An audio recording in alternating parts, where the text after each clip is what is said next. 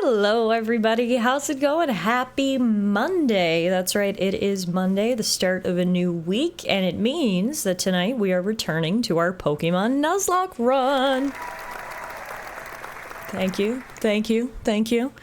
I saw a lot of you guys on Saturday for a very special double header stream. We redeemed some charity milestones that you guys hit at our last charity stream, which was the last stream of 2023. We raised money for the Canadian Mental Health Society, and at that time we unlocked both a Lego building stream and a scary movie stream. So we knocked both of those items off the list. On Saturday, we built the Lego Spider-Man helmet, which is actually back on the shelf behind me, but it's not in frame.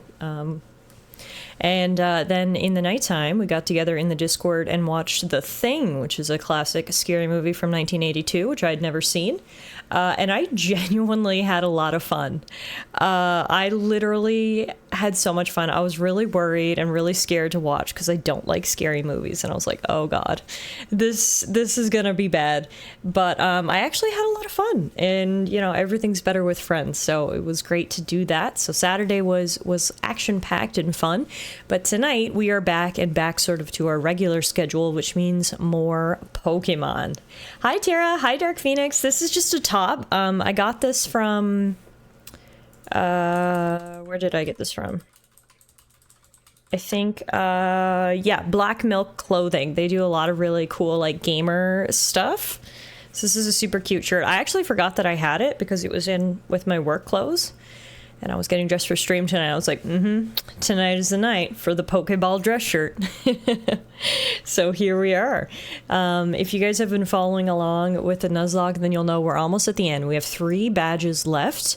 Those are 2 Team Star badges and 1 Titan badge. So the plan for tonight is to hopefully get all 3 of those badges.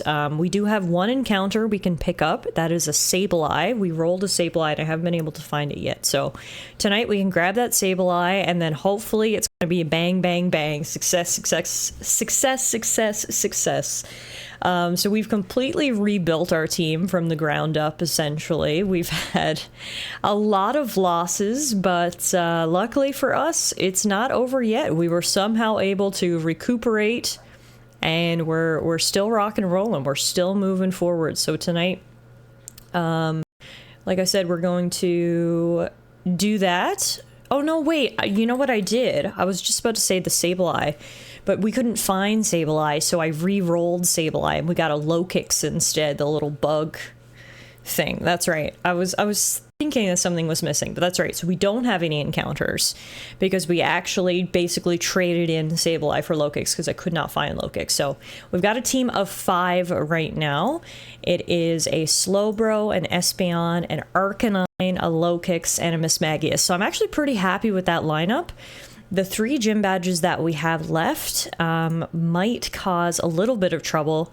We have Fairy, Water Dragon, and Fighting. So the one I'm most worried about is Fairy.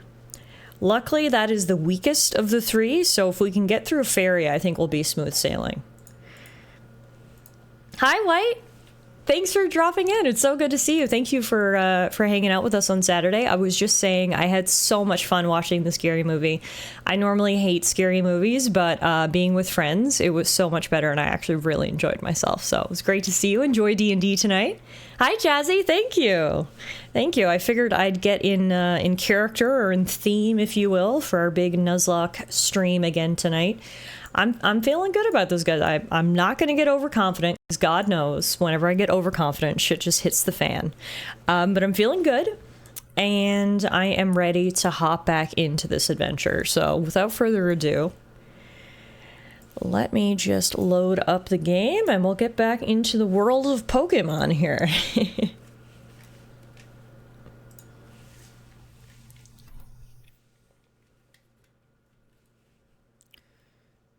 Switch my screen. So that's our team there on the bottom. Oops. Saw a little behind the scenes here. Should have waited till this was done. There we go. Before I switched you over, but here we are. So this is the squad.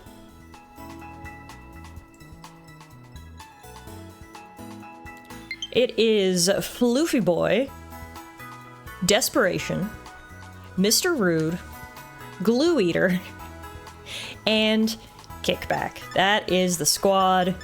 We have completely rebuilt from the ground up, and I'm hopeful and optimistic about our chances.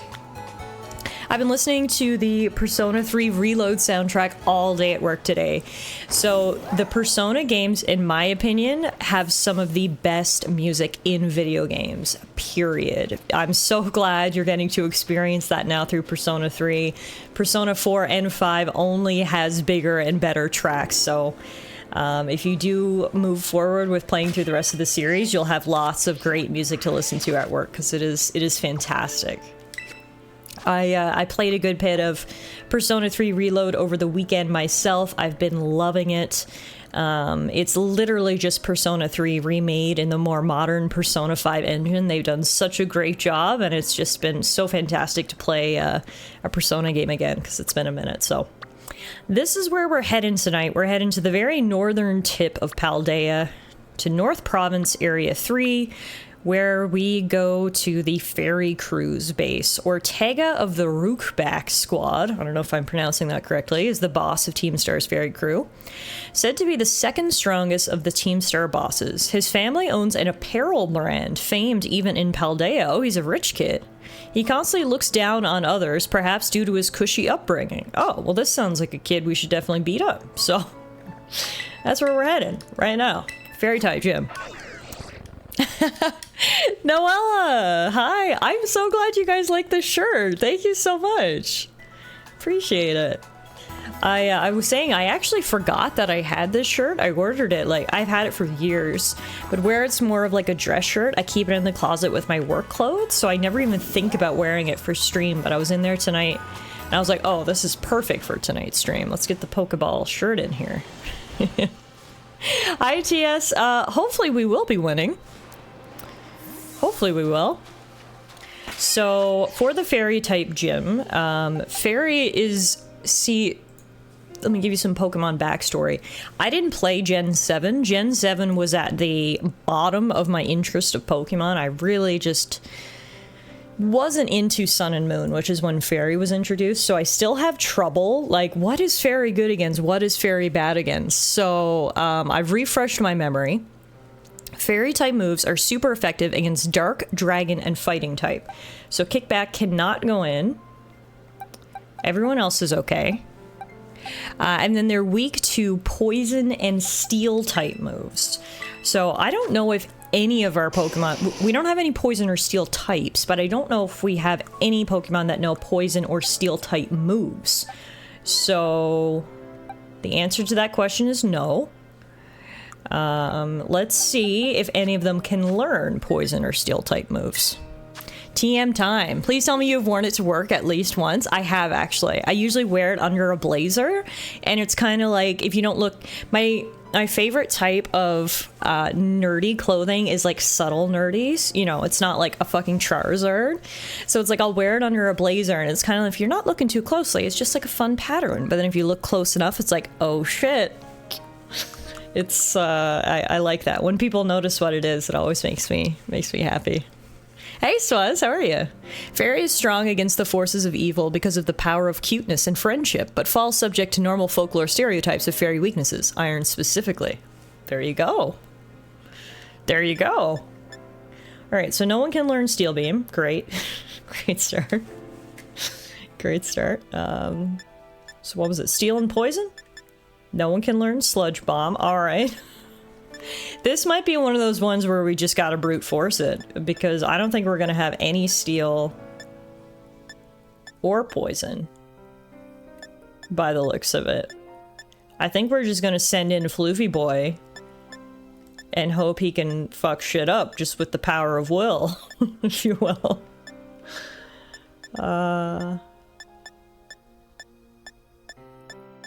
It's not looking good. No Steel or Poison. No, I have no more encounters. This is it. Let's go see if we can make any TMs, perhaps. Just win with sheer gay audacity. Isn't that how every battle is won? Okay, Poison. No one can learn. Steel. Oh, wait. Oh, iron defense. I was just about to be like, oh shit, we can learn one, but it's not even an attack. Yeah, no, we're out of luck. It's gonna be a brute force sort of situation. Going back to 10-year-old me, who said fuck type advantages and had a level 80 starter by the Elite Four. Yeah, well, luckily, Floofy Boy and Glue Eater specifically are a bit over-leveled. According to the Nuzlocke app, this guy's Pokemon are level 50. So we'll have the type advantage on our side. There are a few trainers around here as well, so let's take the time to go around and fight all the trainers, do a little bit more level up, and then we're just gonna have to, yeah, power of will. Power of will. And this guy is gonna be our first encounter. Are you talking about me? Thank you. Everyone's being so nice to me tonight. Oh. Oh. Ugly piles of junk? Are you talking about my face? Reminds me of a line from a movie I watched earlier tonight. Okay, straight lady, you gotta leave. We got gay stuff to do. Hashtag the gay agenda. Oh, I'm so happy we got Floofy Boy. Like, you know, things could be a lot worse. We've rebuilt our team from literally having one Pokemon with 15 HP left after the last gym battle. That's how close we were to death. 15 health points stood between us and the end of the run, but somehow we are back. We've got a 5-Poke squad, and look, we're gonna roll into the Elite Four tonight. You heard it here first.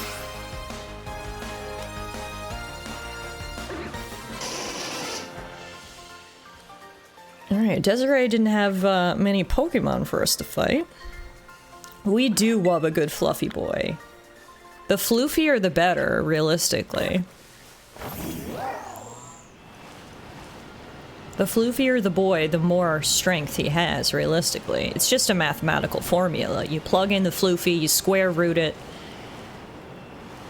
you hit it with an exponent, and bam. I don't know anything about math.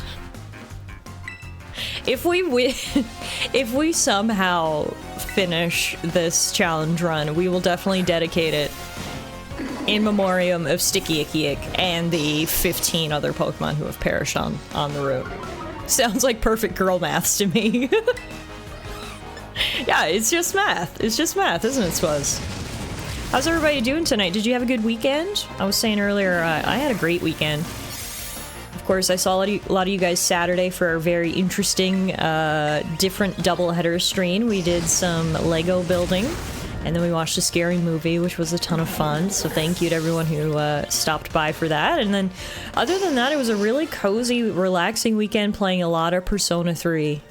Now, I agree, the weekends are never long enough. When this morning rolled around, when my alarm went off, I was so mad. But other than lengthening the weekend, which obviously would have made it better, it was pretty good as far as weekends go. It was nice and chill and had a lot of fun. I'm glad to hear you had a good weekend too. Yeah, exactly. If we could extend it, obviously, just like the Floofy formula, extending the length of the weekend only increases the fun. You just plug the number in. The number of days, the higher the days, the higher the, the calculation. So I get it, but we're doing what we can with the time available. I had a wonderful weekend. As mentioned, I played Persona 3 Reload for over 10 hours. I want to play tonight, but don't have a lot of time before bed. The eternal dilemma, right? Sleep or gaming? Which should we prioritize? That's about how many hours I put in over the weekend as well. about 10 hours, so that's fantastic. It's about, if I remember from playing it back in the day, I think it's about a 70-hour game. Oh. My Switch had a brain fart there for a bit, but anyway, what I was trying to say is we got lots of game left in terms of Persona.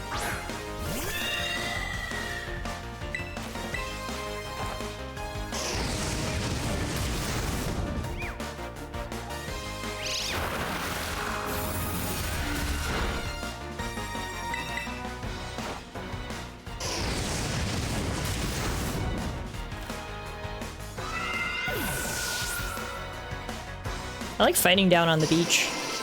It's like a scenic backdrop. With all those seagulls flying around.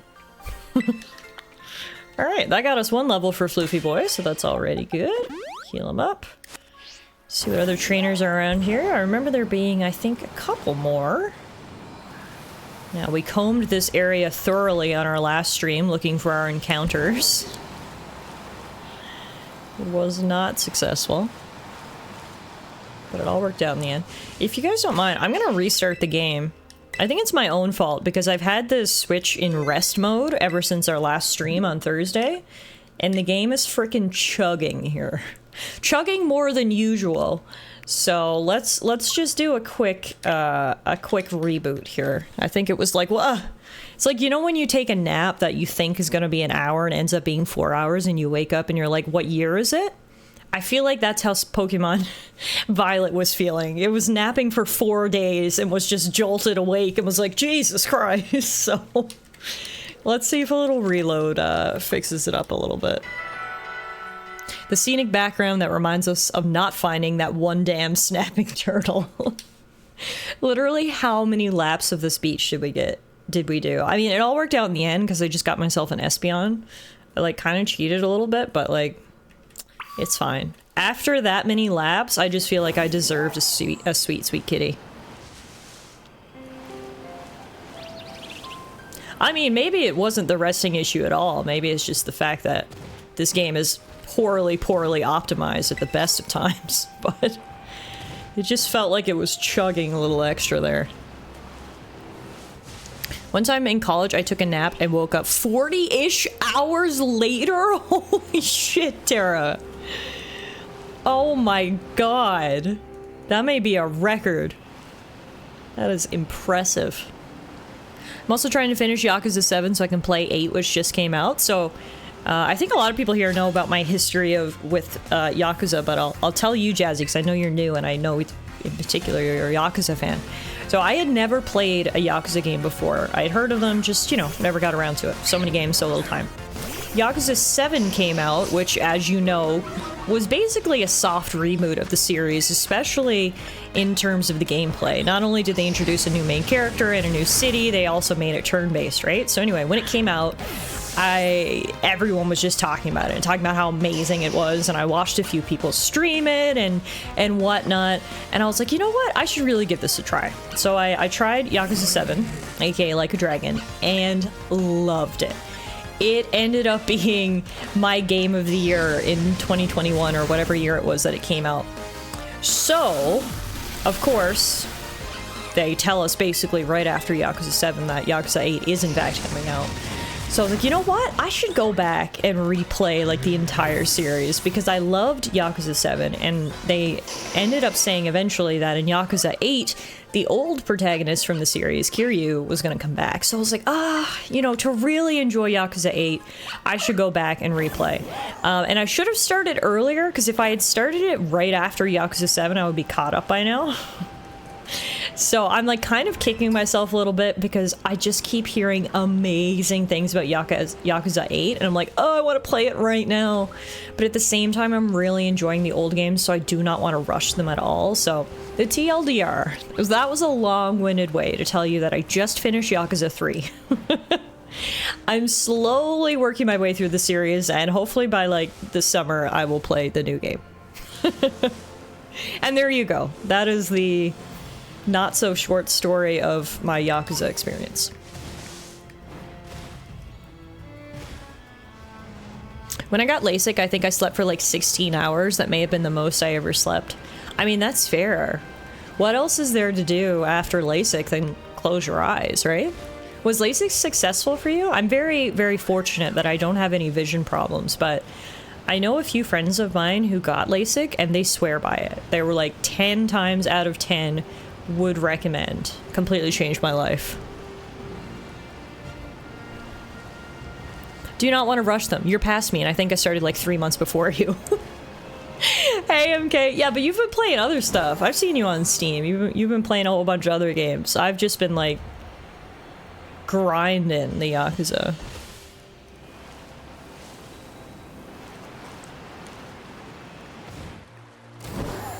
Well, see, I probably would have been more emotional at the end of 3 if I didn't know that there were 6 more games to go. You know, if I had played 3 when it came out, I probably would have been shocked, awed, and really emotionally hurt. But when someone got hurt, I'm trying to stay spoiler free. I know the game's been out for a long time, but when someone gets very hurt at the end of the game, I was like, well, they can't die. We've got 7 more games to go. Yeah, no, I won't say any more of that. Sorry. But yeah, I just wanted to say that's why I didn't get too emotional. Yes, it was successful. Waking up 16 hours later with perfect eyesight was really cool, actually. I bet it was. Welcome back. Sorry for the ad. But yeah, I bet it was very cool to wake up and be able to see. It's probably a cool feeling.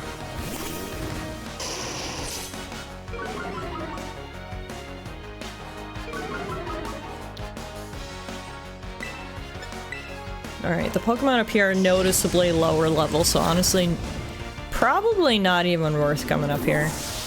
Like, are we even gonna get any experience points for defeating a level 37? Well, actually, I take it back. We actually got a level up out of that. Mr. Rude leveled up. Get in here, Mr. Rude. Let's do a celebratory lap. I had a huge spoiler and it ruined a lot of the emotional beats from the games. Oh, sorry to hear that. That's the worst. Luckily for me, I've somehow completely managed to avoid spoilers, even though the series has been out for like 10 years or whatever, so. I've luckily just been, you know, been able to enjoy the story as it goes through. Yeah, of course. Thanks for leaving me on Lurk, Swaz. It was good to see you. Enjoy the rest of your evening. Hey, it's the main character from the Ghost-type gym again. Yeah, it is, isn't it? He's everywhere. He's a quintuplet. His siblings are just wherever you go, you see him.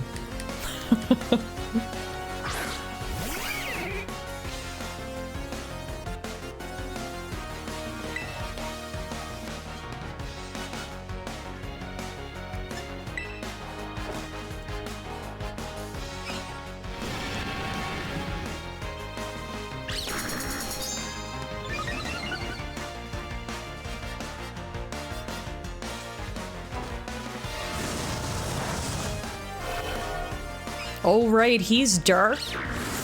What type is Weevil? I thought he was steel, but now I'm like, is he dark steel?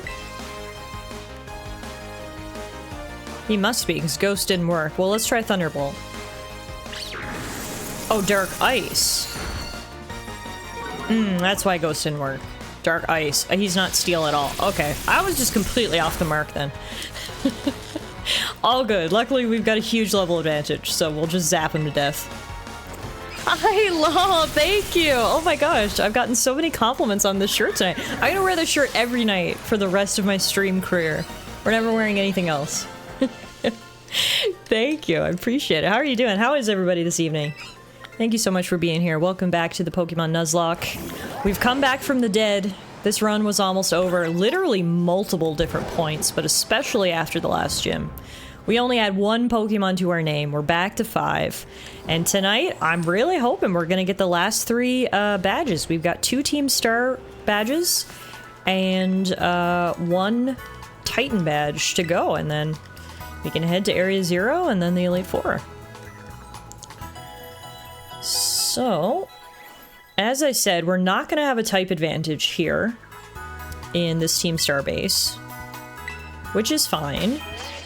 Because we will have a bit of a level advantage. So what I'm gonna do, if I can click the right button, is I'm gonna go into the bag. I see we've got a few, like, rare candies and stuff. Let's use these on our Pokies. Let's just level some people up here. I'd like to get Espeon to level 50. These are not working. Maybe we won't get her to level 50. There we go. She wants to learn Future Sight. Maybe. Maybe. What do you guys think? Would you go for Future Sight? It takes 2 turns, though.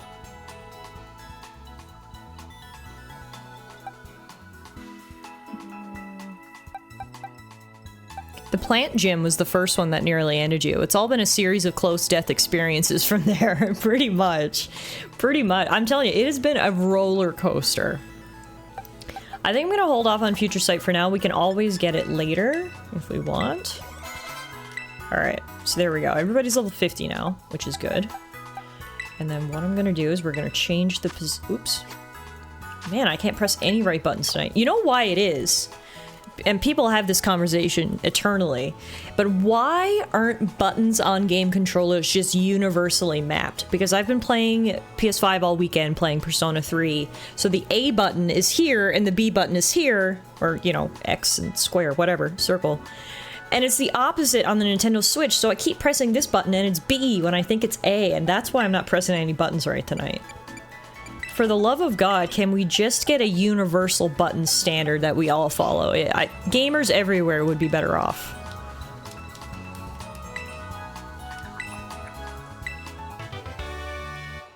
I think Steam has a translation layer now. Oh, really? It's the Japanese layout. Oh, really? Is that why it's different? I did not know that. But then why do the Japanese need a different layout? Why can't we just have a global standard? It's 2024, people. My brain can't quickly convert between Japanese standard and Western standard. Alright, so here's the team star facility, and this guy outside wants to battle us, apparently. Harrington. So sure, why not? Let's do that. A good workaround would be the option to remap buttons, like you can remap keys. Well, yeah, that would be great, and like MK mentioned, you can do that on Steam, but obviously I can't do that on the Nintendo Switch, so for now we're just stuck. We have Western and Japanese standards. You need to unify them. Then we'll have 3 standards. Both my Japanese consoles have that inverted layout and you can't remap it unless you hack them. Interesting. Well, hey, at least I learned something new tonight. But that doesn't mean I'm any less frustrated about the fact that it exists. There we go. Our first brute force Floofy Boy versus Fairy type Pokemon was a success. Keep it up, Floofy.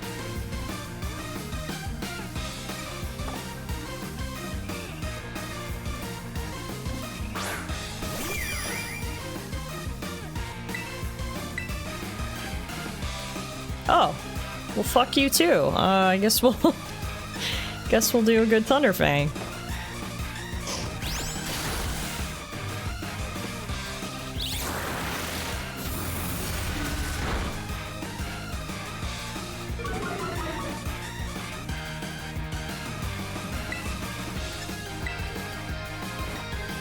Yeah, I don't know what it is, guys. I don't know if it's because I've been playing other games all weekend that are just so much better optimized, but this game feels like it is chugging to me tonight.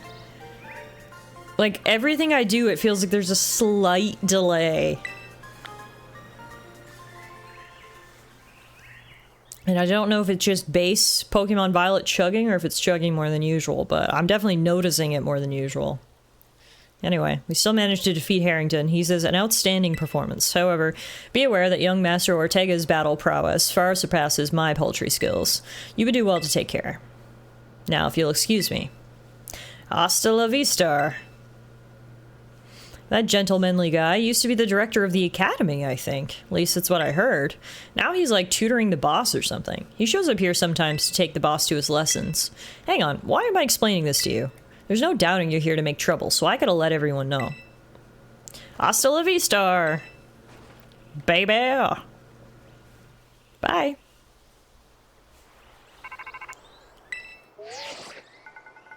I see the guard has been dealt with. Good job. That base belongs to Team Star's ferry crew, the Rookba squad. Their boss, Ortega, is the mechanic of the team. He may be the youngest of the bosses, but his battle skills are no joke. Underestimate him, and things will go south for you quickly. He's also a real lead from the back type. He gets his grunts to do all the dirty work for him. but his weak point is his short fuse. Get him good and angry, and he'll march out to the front lines to deal with you himself. In terms of tactics, there's nothing else for it but to take down all the lackeys he sends your way. Just tough it out until Ortega shows up and go from there. Ring the bell on the gates once you're ready to kick off this phase of the operation. Time to wipe the Rookba squad off the map. It's chugging like the star quarterback at a college frat party. That is absolutely what's happening, but it's a lot less fun. This game's frame rate chart looks like an EKG. Alana would appreciate that joke. But yes, I agree. Sometimes it's fine, and then sometimes it's... Code Red, Operation Starfall alert. Everyone get into position and defend the boss with all you got. And rest assured, Intruder, we'll deal with you without the boss's help. Unless you manage to beat 30 of our Pokemon in 10 minutes, that is. Good luck with that. I love how they all have that arbitrary rule.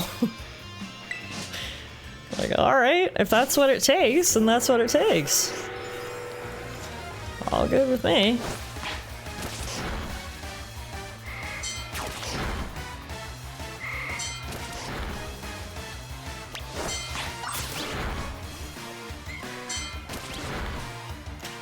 I forget that his name is Glue Eater, and then he comes out and I'm like, oh my god, right? Glue Eater.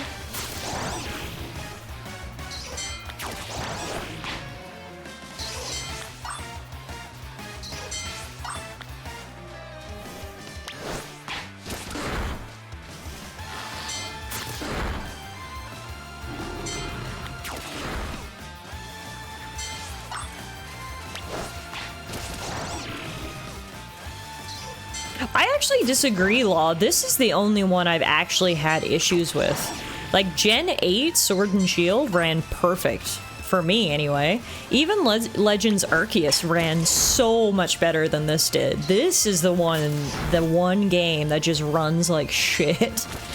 They did not optimize this at all. But the other ones haven't been so bad. So they clearly just rushed this one.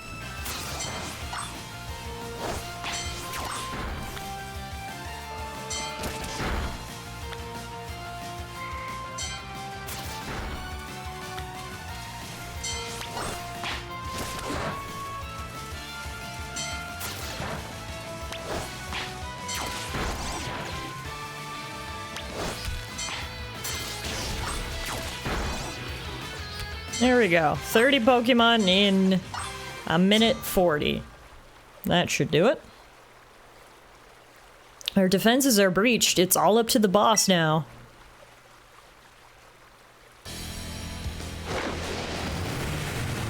Wow, that's a car.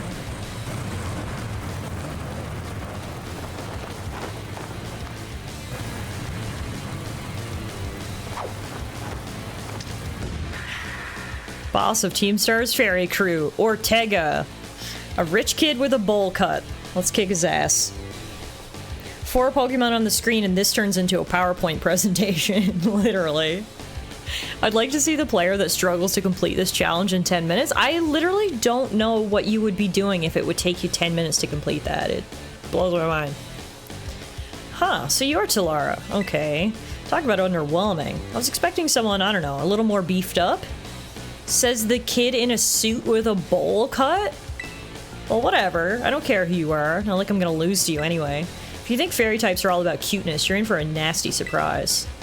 This kid fucking sucks. Wow. I am ready to beat up this kid and put him in his place. Time to learn some manners, rich boy.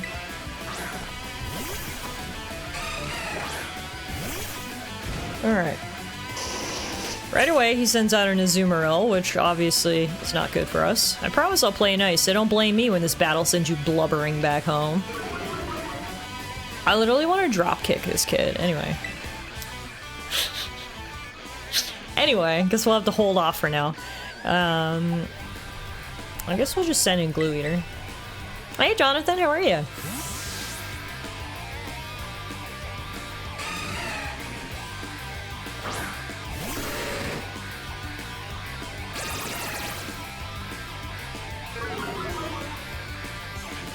Shame we aren't playing Pal World if we need to teach this punk a lesson. True, Travis. If there was any time for me to pull out a gun, that would be a good time. Oopsie, did you just realize how outmatched you are? If you want to give up, now's the time. He says when he hits me with a single move.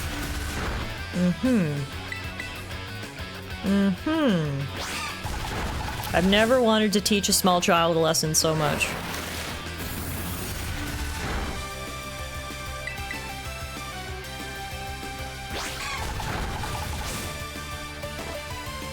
Great work, Glue Eater. Azumarill's actually super cute, so it physically pains me to hurt it, but gotta do what you gotta do. Next up is another super cute Pokemon. Oh my god, does he just have a full team of cuties? That hurts. Let's send in Mr. Rude. The game's gonna get murdered in court by the Pokemon Co. legal army. Oh yes, it's not long for this world. Enjoy it while you can. Yeah, I could literally hear the Nintendo lawyers powering up as the game increased in popularity. Uh-oh, he knows Crunch. Okay, that's not great. Let's see how much damage this will do.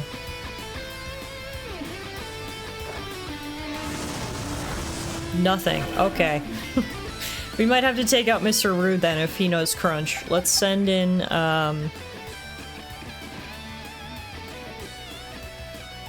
See, I would send in Floofy Boy. The reason I'm not doing it is because sometimes Dash Bun has the ability, I think it's like well baked or something, and basically it absorbs fire moves.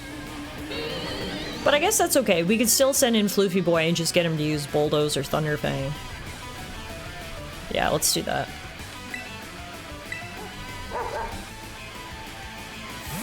As I said in the Discord already, Pokemon Co. lawyers are only second to the mouse. TM.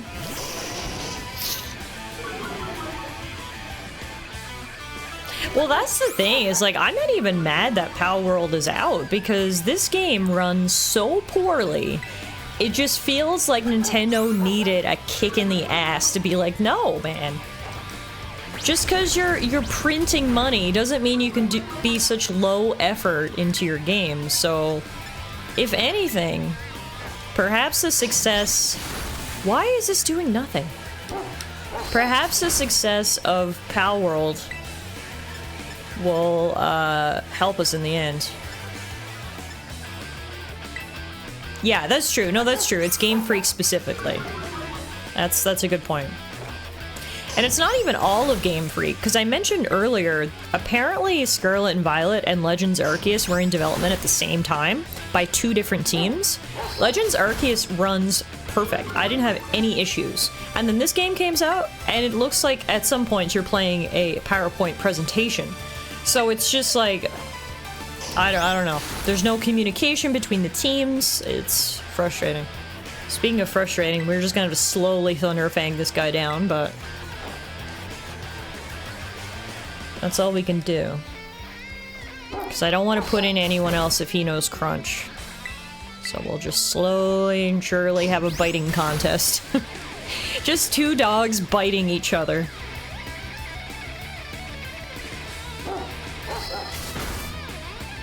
I mean, from what I've seen, Arceus has like 3 blades of grass and everything else is flat. Hey, if that's what it takes for my game to not look like a PowerPoint presentation, then make it have no grass. Because goddamn. Remember when Cyberpunk ran like ass, received major backlash, and was eventually fixed? Couldn't be this game. No. No. Nintendo already made their money. Yeah, well, Arceus gave me so much hope for the series of Pokemon. And I hate to be like this, because I'm literally here playing Pokemon Violet, so I don't hate Pokemon Violet so much that I don't even play it. Obviously, I'm here, we put 20 hours into it. It's just, I was actually so excited after Arceus. I thought it ran good, I thought it looked good, it really felt fresh and different, and they tried a new angle, and I was just like, it wasn't perfect, of course not, but it felt like a step in the right direction. I actually really enjoyed it. So then when this game came out and it felt like 2 steps back, it's just so frustrating, you know? But I will say, as much as I, you know, complain about this game graphically and performance-wise, which I think is absolutely justified, there are good things about this game. It has an actual story, which is good. The character designs are really good. I really like the Pokemon designs too. There are really good things about this game, which is why I'm playing it, because it is a good game at its core. It just sucks that the presentation and the packaging is so subpar. Pokemon Legends Arceus was ahead of its time. Hey, Nico. Yeah, man, I loved it. Pokemon Legends Arceus was the open world Pokemon game that I've been like dreaming about since I was a kid. You can just roam around the world, hide in grass, and like toss Pokeballs. I thought it was fantastic. I genuinely really enjoyed it.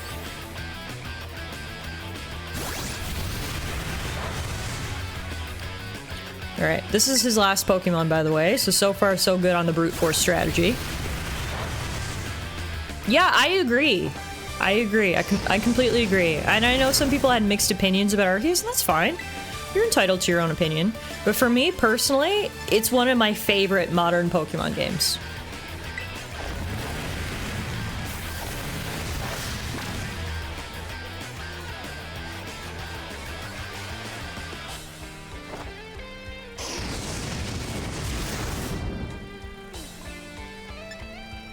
Also, I completely forgot I could crystallize here, so we should probably do that.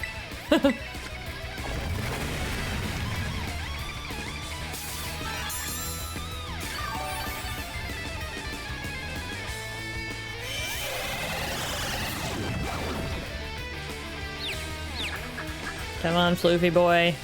Work through your confusion. I shall make you crystal. Hopefully that will clear your head.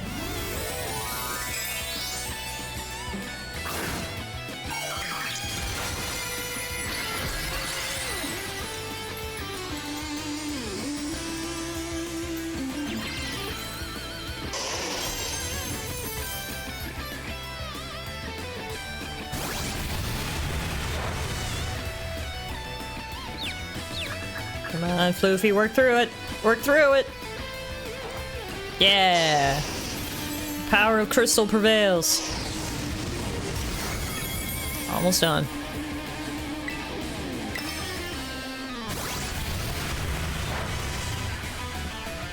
No, and I mean, I think that's what's good about this community, and you guys specifically, is we're all a rational group of people here who can have discussions instead of being like, game's mid, L game, or, you know, whatever shit people on the internet say these days. Games can be objectively bad, and you can still really enjoy them for whatever personal reason. It's fine, you know? Just like this game, I'll be the first one to say, this game, technically, I mean technically as in like, programmably, that's not a word, you know what I mean? Sucks, but I really enjoy it. As long as we have room for each other to have their own opinions and positions on games, but still accept that they can be fun. Yeah, on a technical level. There we go. Thank you. Then it's fine. Like you can say that Cyberpunk isn't what we were promised, but at the same time say that you still had fun. It's okay to have a wrong opinion. The one game I would point to as having truly been fully ingoodened is No Man's Sky. Yeah, I've heard nothing but good things about No Man's Sky in the years since its disastrous release. I haven't played it, but it seems like they really did continue to work on that game, which was nice. But anyway, we taught this bowl-cut rich kid his lesson. He says, ugh, how could I lose? What the heck? But I'm rich. How dare I not have everything I want? About a year and a half ago. Oh, what the heck? Your toy car didn't budge an inch, huh? I told you, it's not a toy. It's called the Starmobile, and I was up all night building it. The problem's clearly that we're not giving it enough juice. You designed this thing to be powered by 2 Charcadet, but it's just too heavy. That's such a shame. I wanted to see the looks on our bullies' faces once we got it moving. I'm sorry. I really thought it would work. Come, good fellow, 'tis no occasion for melancholy. Why, to make such a remarkable contraption by thine own hand. Genius, thy name is Ortega. Yeah, well, there's no point if it doesn't work, is there? If I knew all that effort would have zero payout, I'd have just asked Mother to buy a car for us. Oh. See, this is why people don't take you seriously. You say some stupid things, you know that? Okay. Shout out Mela for putting this kid in his place. What? Mela, cool it, would you? Yeah, how about no? I mean, we even put this in the code for crying out loud. When we started Team Star, we swore to quit relying on our parents or bags of cash to fix our problems for us, or did you forget? If that hunk of junk doesn't move, get it moving. If we're short on juice, just gotta crank up the power somehow. Doesn't take a genius, man. I'm obsessed with this girl. Putting him in his place. It's easy enough to say, Melly. Do you have an actual plan? Yep, I'm gonna train up my Char Cadet and have them evolve. Their boosted firepower will get the Starmobile moving, no sweat. But the hour of Operation Star is nigh at hand. Will you succeed in time? Oh, I'll get it done. Melly, wait! You know, Mila shoots her mouth off an awful lot, but she means well. I know. Ugh, this sucks. This sucks. I hate myself for losing, but I also can't get over how awesome you were in that battle. If any of us squad bosses are defeated, that means we have to step down. And going against our code would make me a traitor to the team. Ugh, fine. Not like I have a choice anyway, so take the badge already. You'd better treat it with the respect it deserves. There we go, guys. Only 2 badges left. Hey, Beast! I'm not done yet. Here's my favorite TM, too. Feel free to marvel at how awesome it is. Hey, Nine! Just so you know, you are the worst. Like, the most annoying person ever. But I get it. You're super strong. I'll admit that much. You even busted up my Starmobile.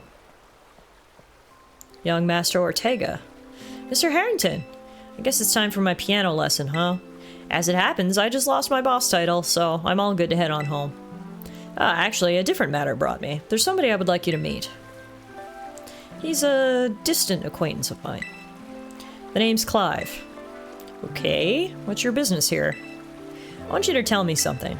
You're the son of a wealthy family and heir to a major apparel company, so why join a group like Team Star? What a question to ask someone you've just met. Well, my answer's the same as everyone else in the team. It's because I was being bullied. So the Academy really did used to have an issue with bullying.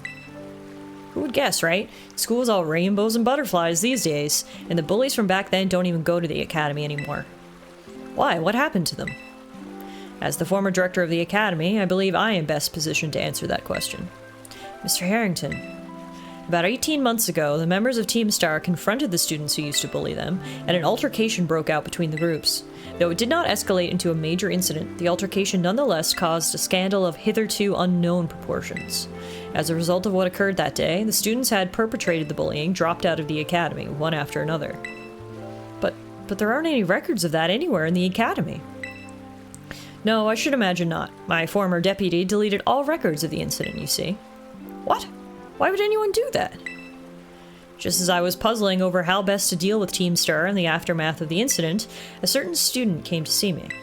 This student declared that they would take all responsibility for the team's actions. In exchange, they requested that I exonerate the other students of Team Star from any blame. Huh? No one told me that. I accepted the request and agreed not to take disciplinary action against Team Star. Then I assigned 18 months of overseas study to the student who took responsibility for the team. A year and a half of studying abroad? This was not intended as a punishment, you understand. Team Star were the victims, after all. I wanted this student to take some time to rest, so I had them return home to the Galar region, under the pretext of overseas study.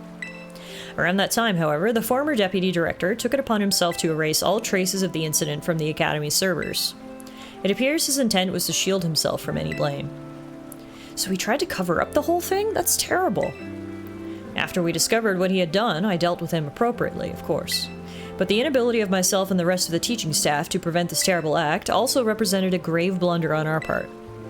I accepted the blame that lay at my feet and resigned from my position as director. The rest of the teaching staff then joined me in handing in their notices. That's why the current teachers were all brought in a year and a half ago. I understand my actions have caused you a great deal of trouble. You have my sincere apologies. Hang on, Mr. Harrington. How come you suddenly decided to talk about this now? Young Master Ortega, Team Star cannot carry on in its current fashion. I merely wish to give you a chance to chart a better course. Well, there's no way I'm abandoning my friends and going to school without them. Not after we come this far. Your friends in Team Star must mean a great deal to you. Isn't that obvious? It's because, you know, they're my greatest treasure in the whole world. Oh, stop it, kid. Don't make me like you at the end.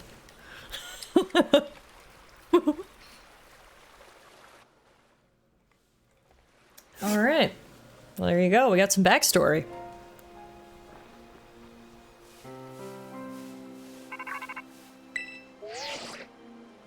Tallara, it's me. I take it that Ortega handed over his star badge to you then. I see. With its boss no longer around, the Rukba squad is as good as finished. Even Ortega. I'm sorry. We're almost there now. Just one boss left. The operation's been a huge success thanks to you, Tallara. And Clive has also performed admirably as your support. I remember him saying that you're acquaintances. Have you known each other long? No, not all that long. Well, he's clearly a reliable friend. He almost reminds me of the gang back in the day. Which gang? As you know, Team Star was formed by a group of students who were being bullied at school. Shortly after forming the team, these students, none other than the squad bosses themselves, confronted their bullies head-on. The outcome was a resounding victory for Team Star, though you could hardly call it a contest. The bullies didn't even put up a fight. They all bolted from battle the first chance they got. Scared spitless of Team Star, the bullies then dropped out of school one after another, and Team Star ended up the villains of the story. But that's neither here nor there. Forget I mentioned it. Now, about your reward, I'll transfer some LP over to your phone as promised. Hey Euro, how are you? Happy Monday! Welcome back to our Pokemon Nuzlocke. We just got another badge. We defeated the Fairy-type Team Star leader, which means we've got 2 more left. 1 Team Star, 1 Titan. Let's do it.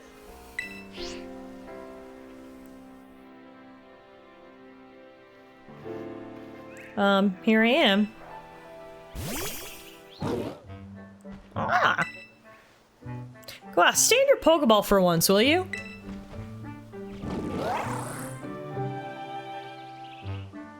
Ah!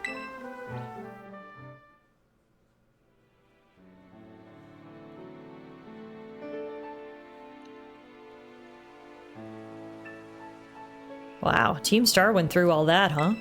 They just wanted the bullies to go away, but then they became the bad guys in everyone's eyes. What a joke. The students, the teachers, they're all so messed up. If even just one of them had been paying attention when everyone was getting bullied, they'd have been able to tell right away that Team Star wasn't the one in the wrong. But I guess the big boss was the one who urged everybody to face their bullies despite knowing how messed up the academy is. What a massive idiot, creating Team Star and just hoping their plan would miraculously work out. You really think so? I'm sure of it. Well, here's your reward. I received lots of Pokemon materials. The next boss is the very last one. We're counting on you, Tallara. Alright, so speaking of the last boss, we're gonna go take him on next, actually, and then we'll leave the Titan for last. So the next Team Star boss is Fighting type, which works out perfectly for us because we've got a Psychic and a Ghost. So we'll heal up our guys here. Get Mr. Rude and Desperation and Glue Eater, actually. They can be our 3 that we bring in here. Now, we are going to need to level up a tiny bit because, let me just double check. I think this guy's level 54. 55, yeah. So we're going to need to do a little bit of leveling. But in terms of type matchups, we should be pretty good. I'm good, finally back to where I was in Persona 3 Remake after putting too much faith in the Xbox suspending the game after I went to bed. Oh no! Is there anything worse than losing your saved progress? Sorry about that, but happy you managed to grind and get back where you were at.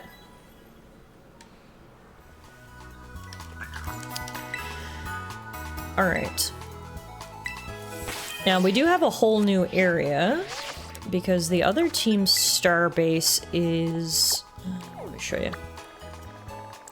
right over here, North Province 1 and 2. So we came over here to get our encounters, but we never actually went through and like fought the trainers. So what I'm going to do is I'm going to teleport into North Province Area 1. We'll make our way down into Area 2 and fight any trainers that we find along the way for our leveling.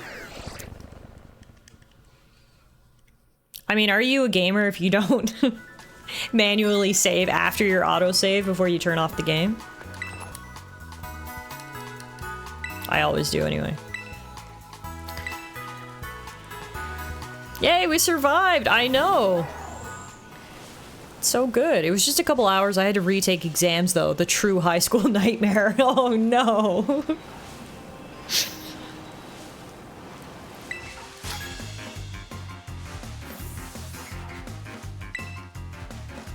Hey, you survived and now you're extra smart, right? Because you took the exams twice.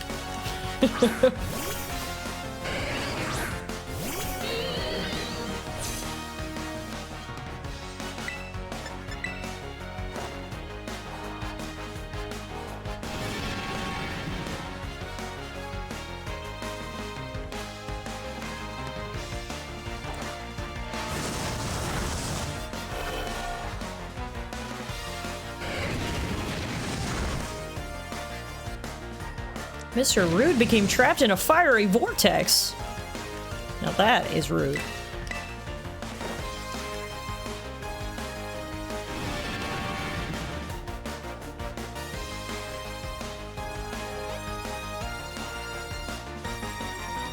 Hey, how's the team in the Tallara? All good so far. We just took down a team star base, so we've only got one base left, which we're headed to now. And as for me, I'm doing well. Happy to be here, as I always am, and happy to see all of you guys. Thank you for stopping on in. I hope you're all doing good.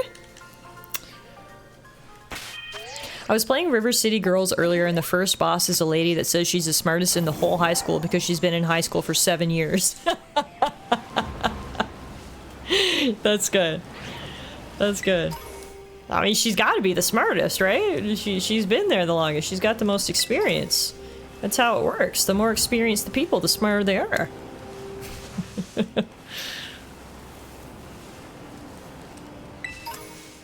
It's just basic math. It's the third time I've said that tonight. It's just basic math. You put your years of experience, and you use the Pythagorean theorem, and it pops out how smart you are.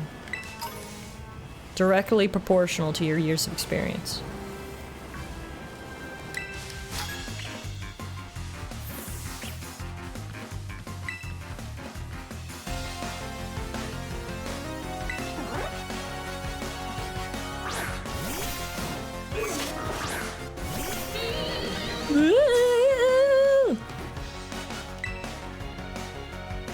Now this guy is Dark type. Yeah, so we have one of our own. He's Bug Dark. So let's send in our floofy boy. I keep forgetting that we have him actually, because we got him at the very end of last stream. We haven't even used him in a battle yet.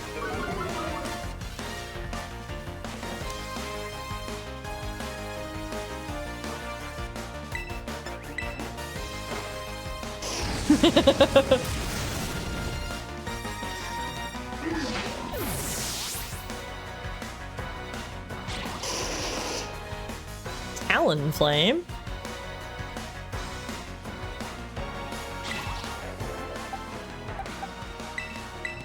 Time for Mr. Rude to try out his Thunderbolt.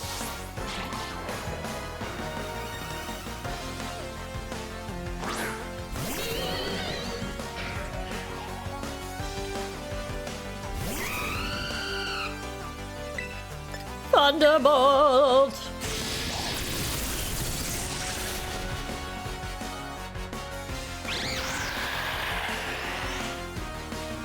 What does Tailwind even do? I've seen multiple trainers use it now, and I genuinely have no idea what it does.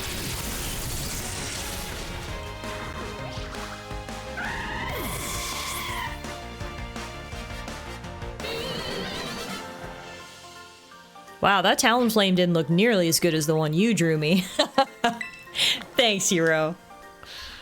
Like, maybe if the whole law thing doesn't work out, I can be a character artist for Game Freak. I would assume boosts flying type attacks? Yeah, I mean, if you want to check, it would... At least we'd have a definitive answer, but that is a great guess. How many routes you got left? None. We don't... Well, that's not true. We've got the, like, 2 or 3 routes leading to the Elite Four. But in terms of just out in the open, none. We're almost at the end. What type is this Orangaroo? I feel like he might be psychic type? I have no idea. We're just gonna have to try this. The user whips up a turbulent whirlwind that ups the speed of all party Pokemon for 4 turns. Oh, okay. No damage boost. Thank you for looking that up, TS. The mystery is now solved, and I know what a tailwind does. Let's see what type this monkey is. Yeah, I think he's psychic. I don't fucking know. You know what? When in doubt, just send out Floofy Boy and get him to burn them. He's normal psychic. Okay. Thank you, guys. I mentioned this earlier in the stream, but I was a Pokemon fanatic for Gens 1 through 4. So I know every single Pokemon, Gens 1 through 4. 5, I started to teeter. 6, I was like, 7, I really didn't like. So anything that's from Gen 5, I'm pretty good with, but anything that's from Gen 6 or 7, I basically don't know. And then I'm like back into it again now, you know? But yeah, so this guy is from Sun and Moon, I'm pretty sure, Gen 7. I don't know. When in doubt, kill it with fire. Exactly. Exactly.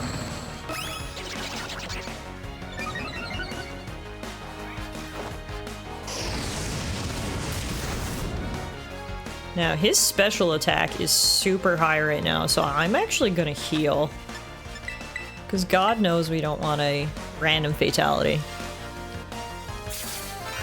The last retail Pokemon I played was Platinum, so anything after that is a mystery for me.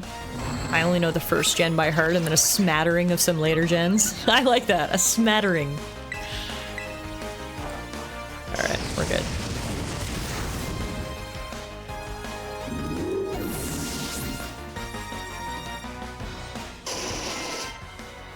Lele? Lele's a nice type. So he probably doesn't like fire. I'm good at Google Foo though, so I can quickly check. Google Foo, it's an important skill to have. Great work, guys. Especially you, Floofy Boy. Don't tell the other Pokies, but you're my favorite.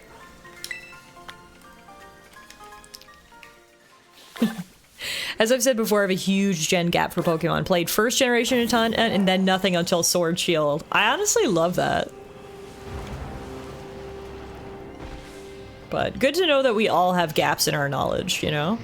So like if we all come together collectively, hopefully we have enough knowledge between all of us that we'll be alright. And if not, well, that's what Google Foo is for.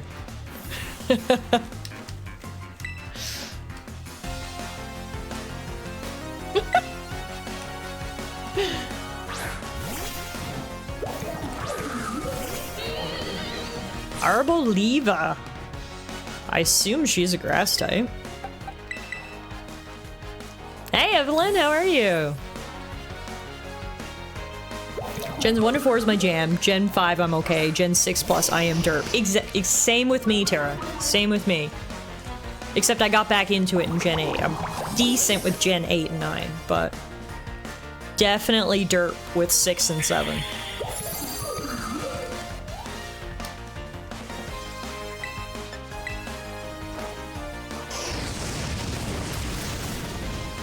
Like, I think I guess this is a Gen 9 Pokemon, the Arboliva. I swear to God, this is the first time I've ever seen it. It's just like an olive plant, I think? Alright. Shoot, I was so busy thinking about bamboo that I didn't focus on the battle. Don't you hate when that happens?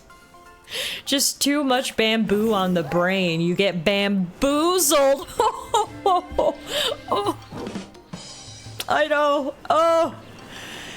I'm thinking about quitting my day job. Gen 9 is a very mixed bag of designs. I agree. I think Gen 9, some of the designs are absolutely fantastic. And then some of them, I'm just like, the fuck is this? It's from the highest of highs to the lowest of lows.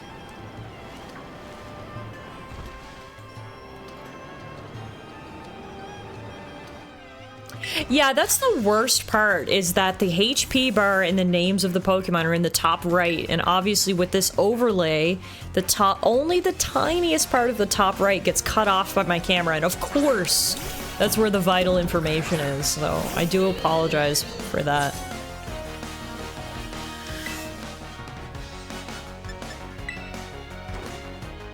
Dang, let's get you on the Rogan pod to kickstart this career.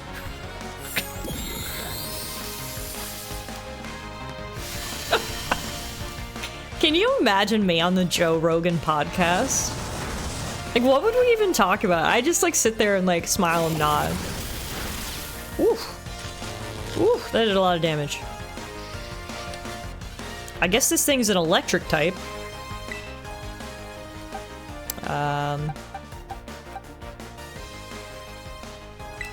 Blue for boy it is. So it's like a yellow mouse, but it's electric? He'd try and get you to smoke weed. That's what he does with everyone, as near as I can tell. True. Hi, Kate. How are you? Back at it again, my friend. We've got 2 badges to go. 1 Titan, 1 Team Star. Hoping to get them both tonight.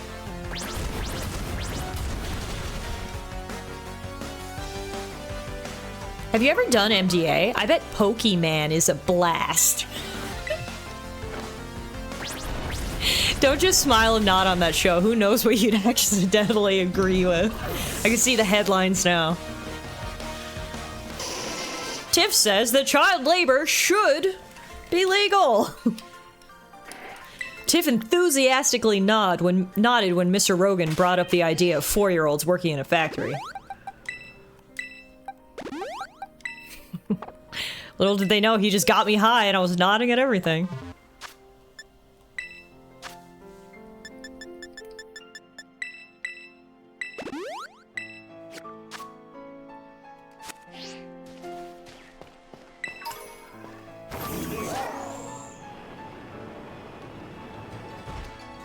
MDMA is supposed to be fun, but the number of people on MDMA who end up in my rubber rooms tends to indicate otherwise.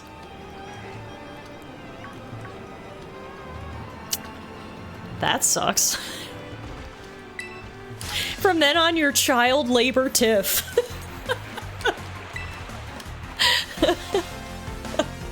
What a horrible nickname to have. We start talking about Pokemon. He's like, in that game, aren't you 12 years old? Yeah. And you're working and supporting yourself and you leave home and... Yep. Somehow that gets absolutely twisted to child labor Tiff.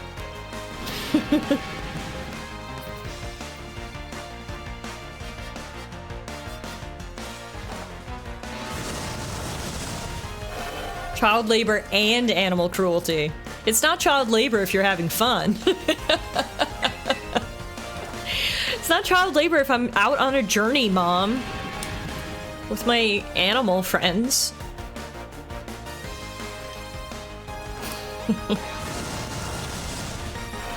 With an uncomfortable dash of slavery, since Pokemon are pretty sentient. Is it child labor if you don't get paid? But see, I'm beating up these people and then they pay me. So, I am getting paid.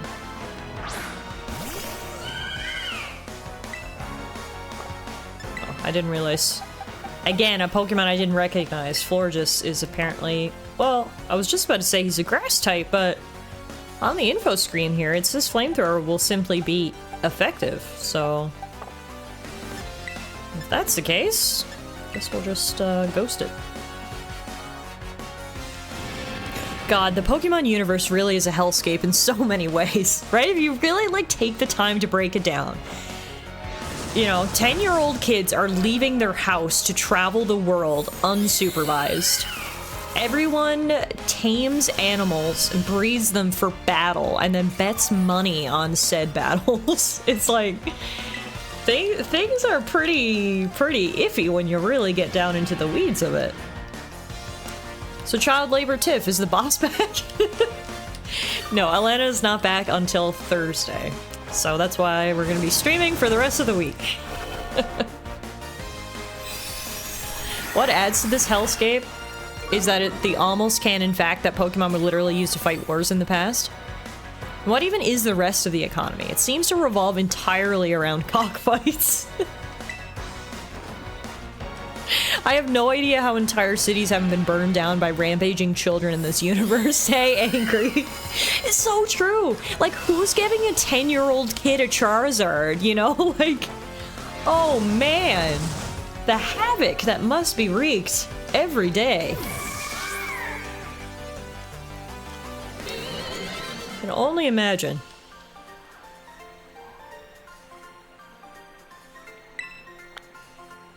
Who's giving 10-year-olds literal gods to control?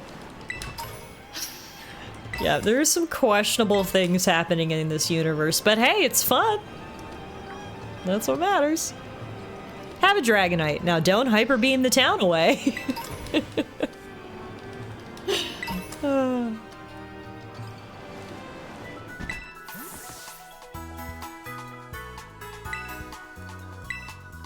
I mean, a girl can dream. I really doubt Pal World is going to have as much of an effect on Game Freak as we'd like it to have. A lot of people are obviously overreacting and calling it a Pokemon kill or whatever. Those of us more reasonable are just hoping that it's going to give Game Freak a kick in the pants to, you know, innovate and try new things. It would be fantastic if they were like, well, clearly there's an audience for adult-themed and focused Pokemon games. You know, let's make one with more adult themes, but... honestly, I don't think Nintendo cares. I really don't. I guess we'll see. I see you're almost at the 5th base. Hold up inside there is Team Star's last remaining squad. You fought well to make it this far. Thank you, Tallara. Tallara, Cassiopeia. So you made it as well, Clive. Of course, it's the last base. I wouldn't want to miss out on the action.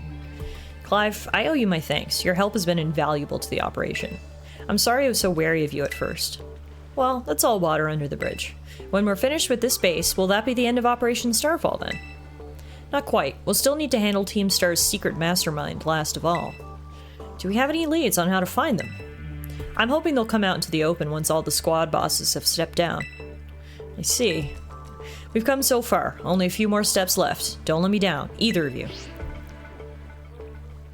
Cassiopeia's hung up? Alright. Thanks to you, Tallara, I've slowly but surely come to understand Team Star.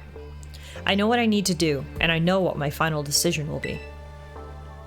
For that, I can't thank you enough. Take care in that base, Miss Tallara. Sorry for getting all polite there. Don't know what came over me.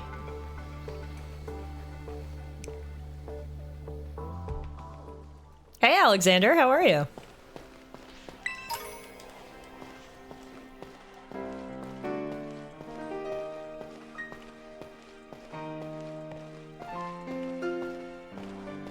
Ma'am, there's a Scyther in your face. Are you okay? That guy was right up in your grill. This guy's right up in my grill. What the hell, Scythers? Back up!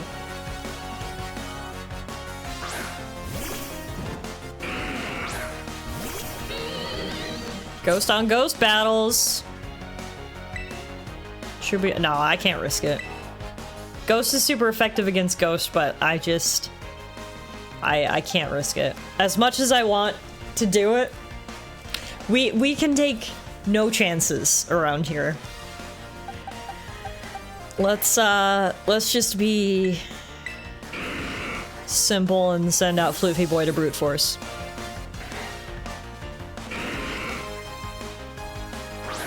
Yeah, it appears that the academy that we attend in this game is an all-ages academy, because we've seen kids in uniforms who look like they're about 3 years old, and we've seen people in uniforms who look like they're about 70 years old, so it's clearly an all-ages sort of deal.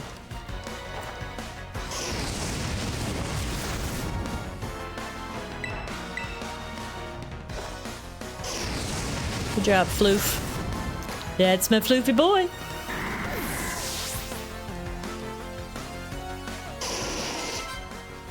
Bronzong.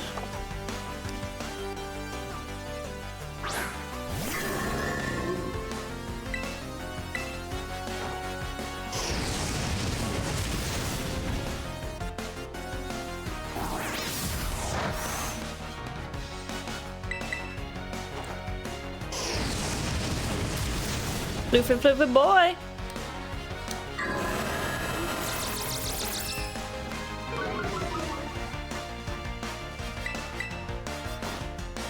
Floofy, floofy, floofy, floofy boy. All right.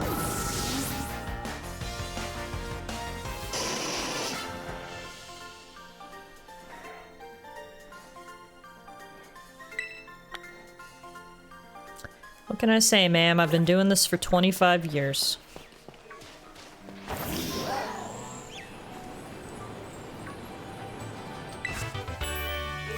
Now, there's a bunch of bug and fighting types around here. Wow, that guy was aggressive. Did you see him just run over to me? Anyway, the whole reason I was going to say that is because I was about to say we can do some training around here.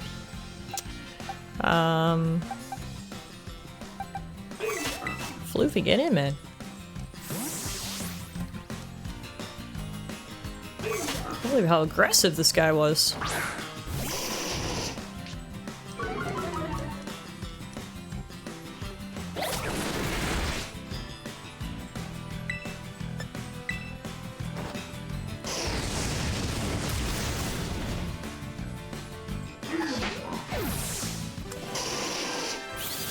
Alright, so with so many bug types around here, what I'm gonna do is we're gonna slow things down a little bit and just do some training. We'll send out Floofy Boy. Luckily, the training in this iteration of Pokemon is made a lot simpler by the fact that experience share is by default just turned on for the entire party, plus we can do these overland battles, so what we'll do is I'll just send out Floofy Boy. He's gonna wreak havoc on the local wildlife, and the whole team will benefit.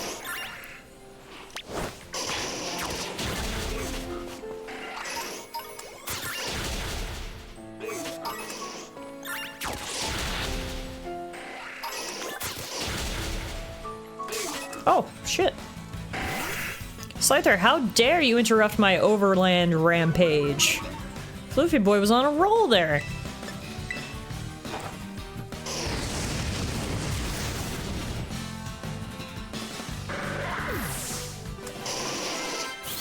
But hey, at least I got him to level 59.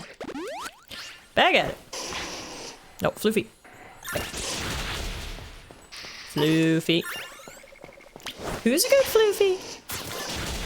Who's the goodest Floofy boy? Are you the goodest Floofy boy?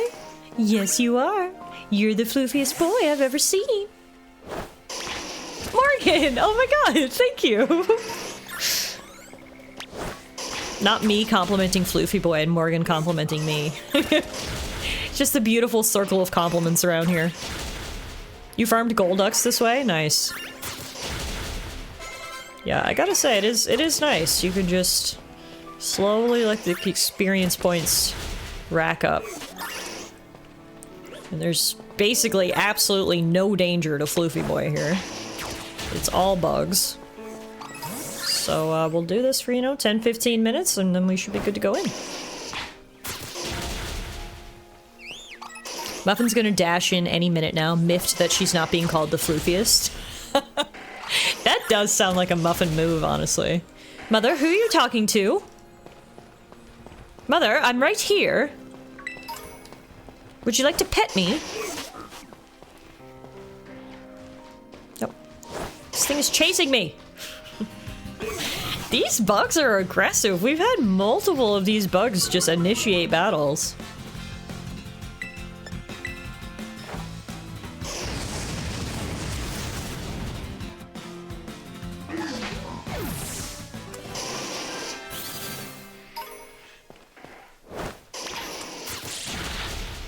I kind of forget about the names of our team, and then I look and I'm like, oh yeah. We have someone named Desperation and Glue Eater on our team. Forgot about that.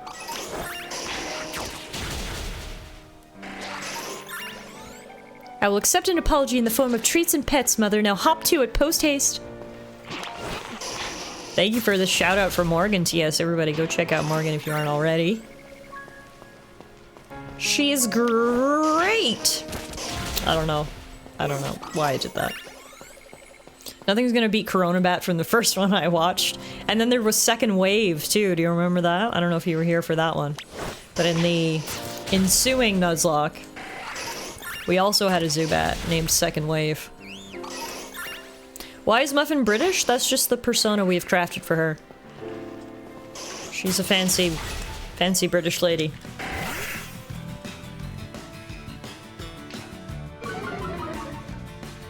Yeah, exactly. She's a fancy princess. Muffin is well established as a moderately distressed Victorian lady. Moderately distressed. Oh, iconic.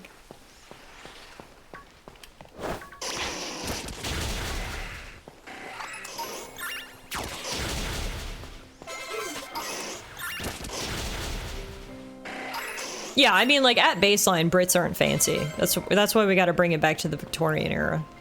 And she's a princess specifically, not a peasant.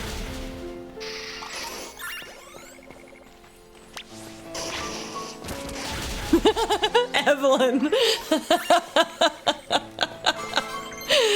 Oh my god, that's so funny. Goodness. Y'all are funny tonight. No, don't fight that Golduck! Okay, we're fighting this thing instead. That's fine. It's like a puppy on puppy battle here.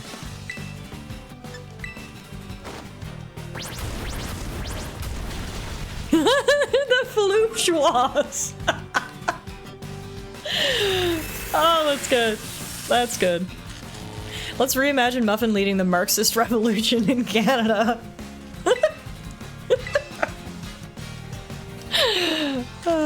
I love how Muffin's just out in the living room having a nap. Little does she know we're in here talking about her. I gotta get out of this battle. It's getting a little too close for comfort there. Luckily there's a Pokemon Center literally right here. Somebody draw some fan art, literally. Do we have any artists in the chat? There are opportunities abound. Seize the means of production of treats.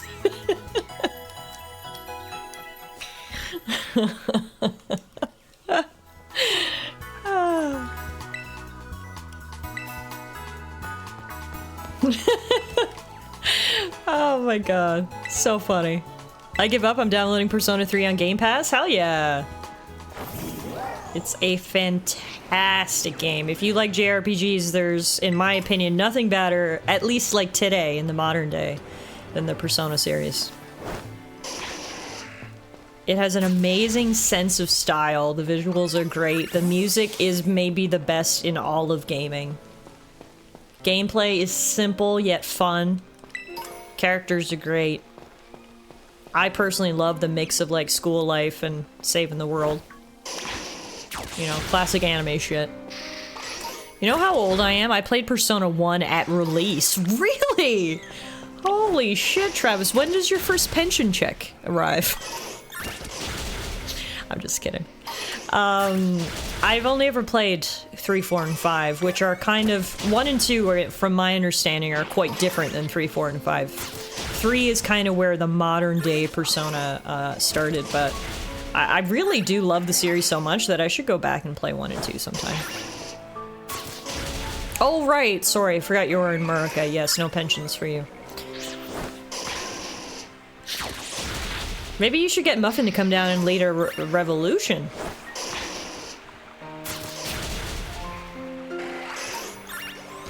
She does have experience. You can pay her by the hour.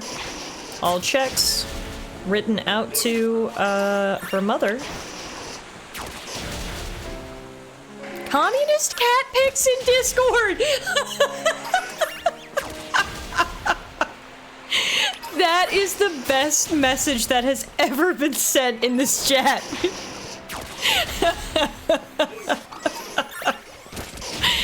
Okay, I need to stop everything. I need to go to Discord right away. Oh, wow. MKS provided us with a selection of communist cat pics. See, can someone do art like this, but make it muffin? That's what I'm looking for. That's fantastic. The Persona games never looked like my thing, but I adore the dub of Him Daisy's Persona 4 comic. I've never heard of it, but yeah, totally fair. I mean, that's the thing, is everything is subjective, right?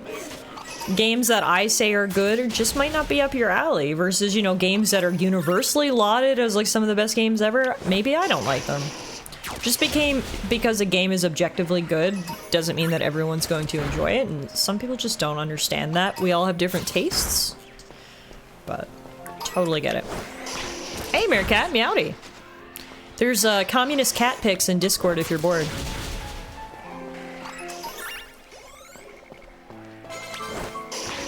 Oh, it's two eyes. Like, hi, I'm Daisy. Gotcha, gotcha. I didn't think I'd like the Persona games all that much either, but Persona 5 Royal was one of, if not the best game I played last year. I'm so happy.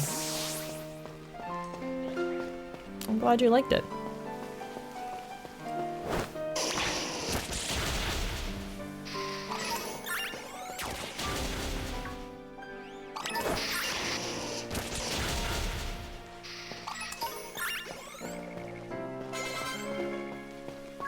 Alright, we should be almost ready to tackle this gym. If we could get Desperation to 55, we'll be good to go. Because all of this guy's Pokemon are level 55, I believe.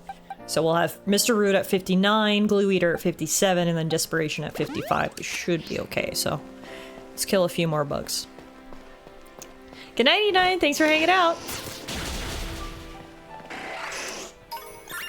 Congratulations to Beast on his new promotion as the Norwegian guy. Abuse the free healthcare while you can. A Floridian Viking. There's a terrifying thought. Floridians forcibly spreading their culture across the globe? No, that sounds fine.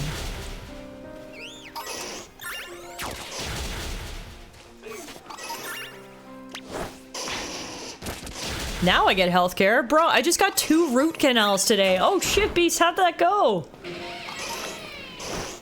How's your mouth feel? What do you mean there's no meth in Tylenol?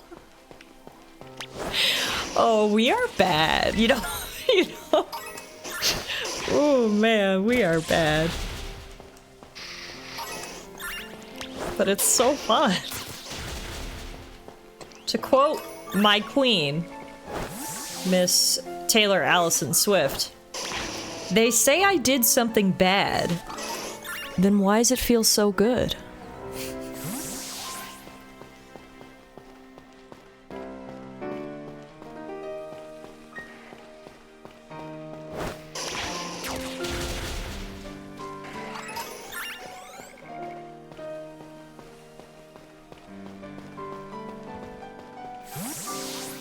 Couple more bugs from a floofy boy. Do-do-do-do-do-do.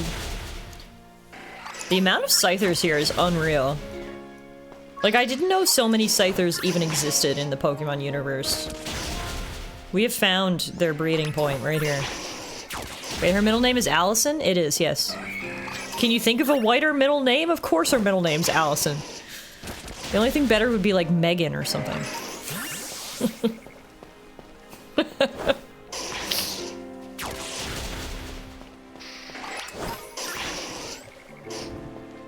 Or Tiffany. Yeah, nice white girl middle name.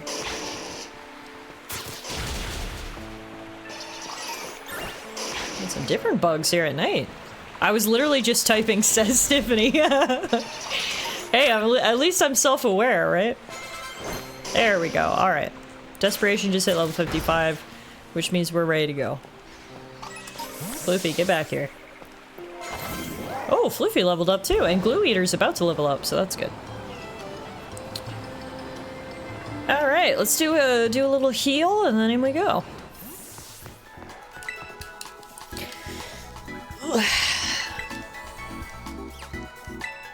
My neighbor's house got shot at 4 something this morning? Oh my god, Beast!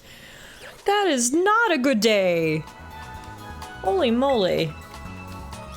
I'm happy you're safe.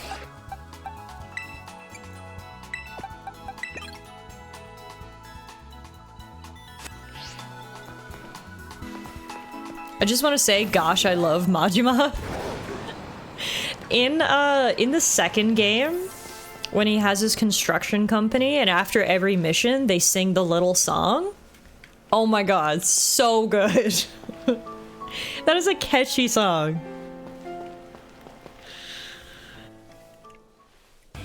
You're pretty skilled. Not many trainers can shrug off my Pokemon's attacks like that. Same to you, Aerie, was it? Your Pokemon have clearly spent a lot of time honing their moves. But I'm surprised to find the boss herself out here defending the gates. Don't you trust your grunts enough to put them on guard duty? Watch your mouth. I'm here because I don't want to risk anyone else getting hurt, that's all. What a benevolent boss. Now, if you want to get on with our battle, I'm already on my side. Let's get a closer look at this lady who looks like she could definitely kill me with just her thighs. Who are you?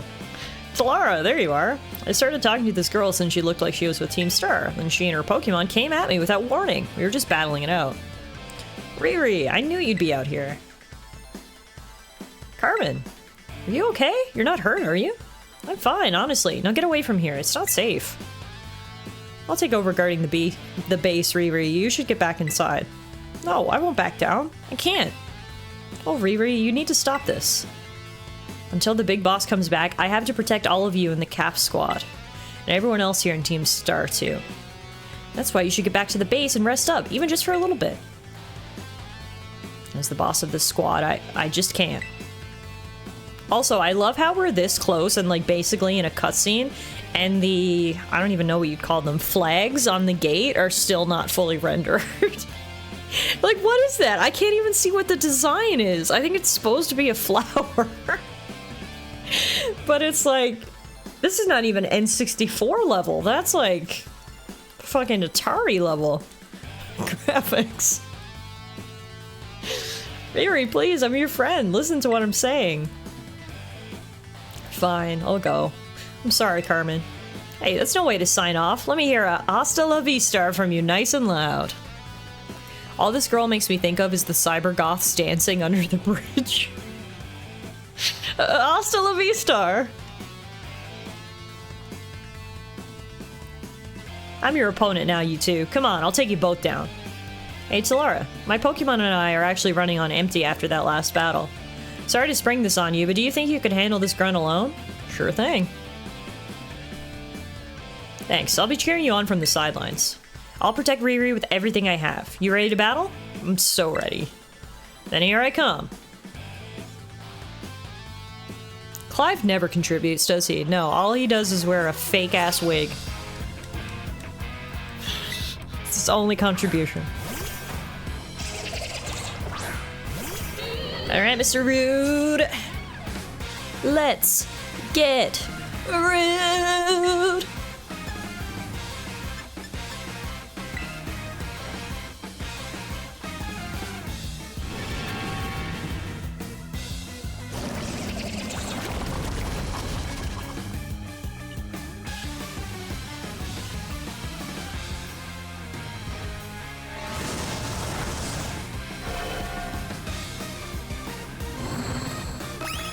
Wait, is he poison fighting? Is that his typing? So he's gonna be extra susceptible to psychic attacks.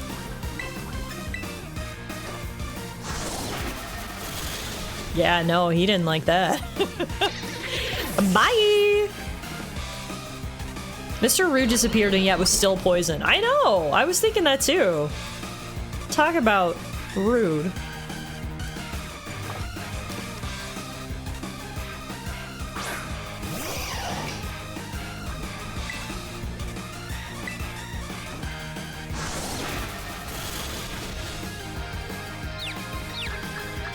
Still unsure how I feel about my favorite legendary Pokemon's exclusive move not being exclusive. Yeah, they said fuck your exclusivity.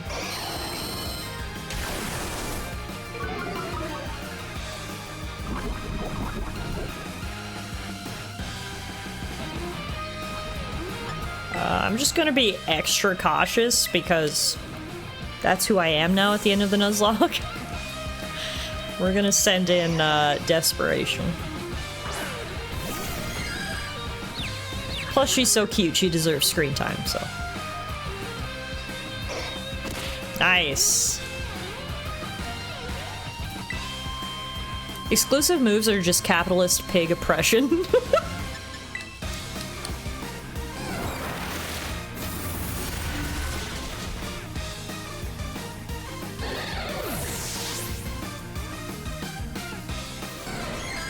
Great work.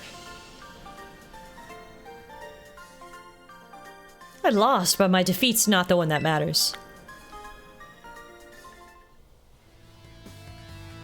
Even if all I did was buy Riri a bit of time, that's fine. My job here is done, so I'll head back inside. Hasta la vista!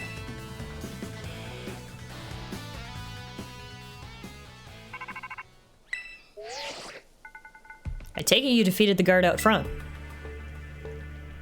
That base is run by Team Star's fighting crew, the CAP squad.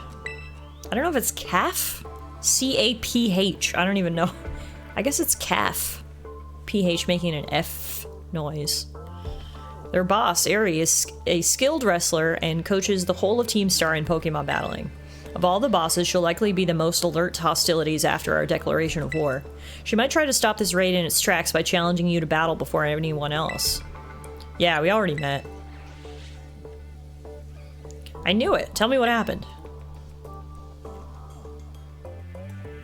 She retreated? We're talking about the same Aerie, right?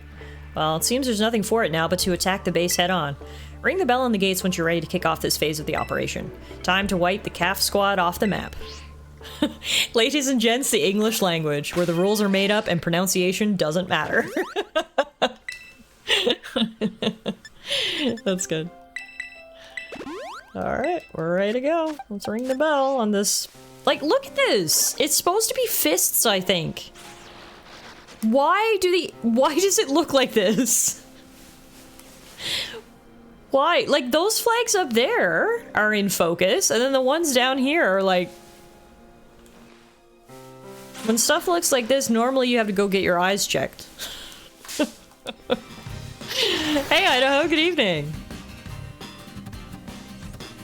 I didn't want to fight this bug, but he won't get out of my way, so... Here we are. It looks perfectly in focus for you. Do you wear glasses? And if so, are you wearing them right now?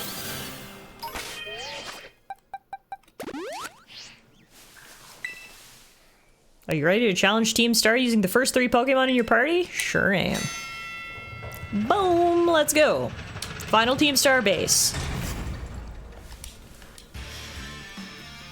Tiff the Drip is immaculate tonight. Oh my god, Revan! Guys, I've had so many compliments on my outfit tonight. I'm blushing. Thank you.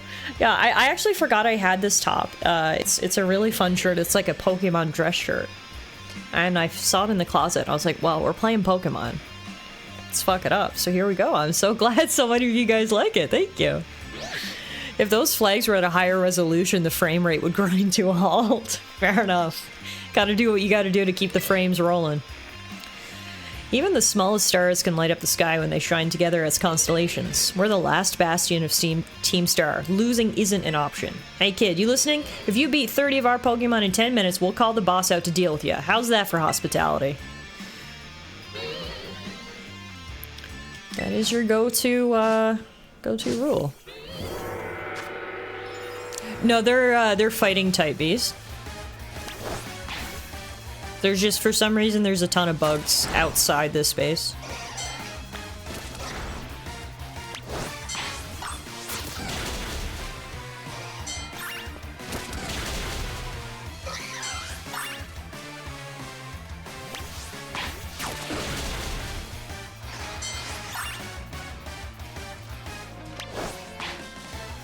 You probably would have known if it was fighting type if the flags had actually rendered and you could see the fists that were supposed to be on the gates, but you know. Just looked like flowers. See, this is what we were talking about earlier. Why do the Pokemon fight? Why not just stay behind your wall? What's a 10-year-old kid gonna do about that? I mean, it's a bunch of kids in here too, so the frontal cortexes aren't quite developed.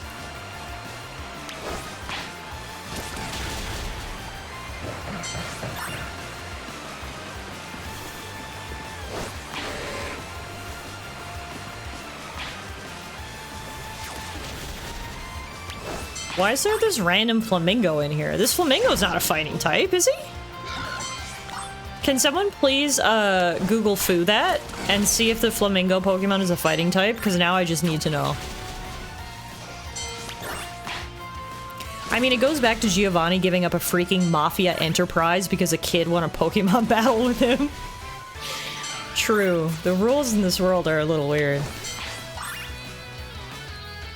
It's flying fighting. Is it really? No way. Who the hell made a flamingo Pokemon a fighting type? That is unreal. The more you know, I guess.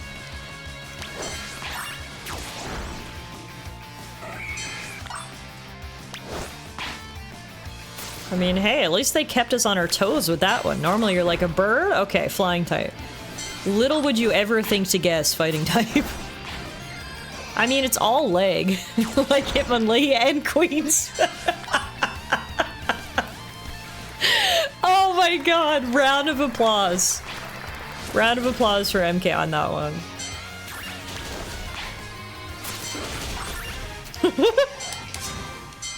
Y'all are killing it tonight. I'm getting a workout in doing my streams. I'm laughing so much. We're working the core here. I don't think we can hold her off much longer, boss.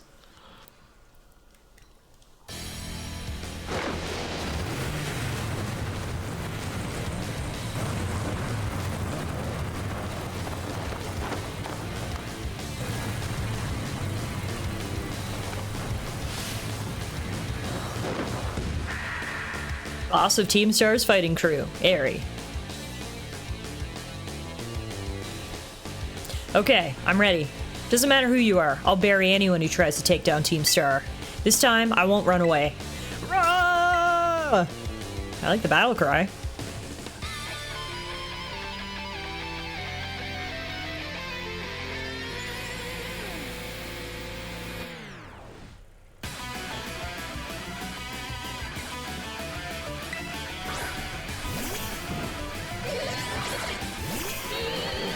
I have no comment about hands. This base is precious to us. I won't let this raid of yours go any further.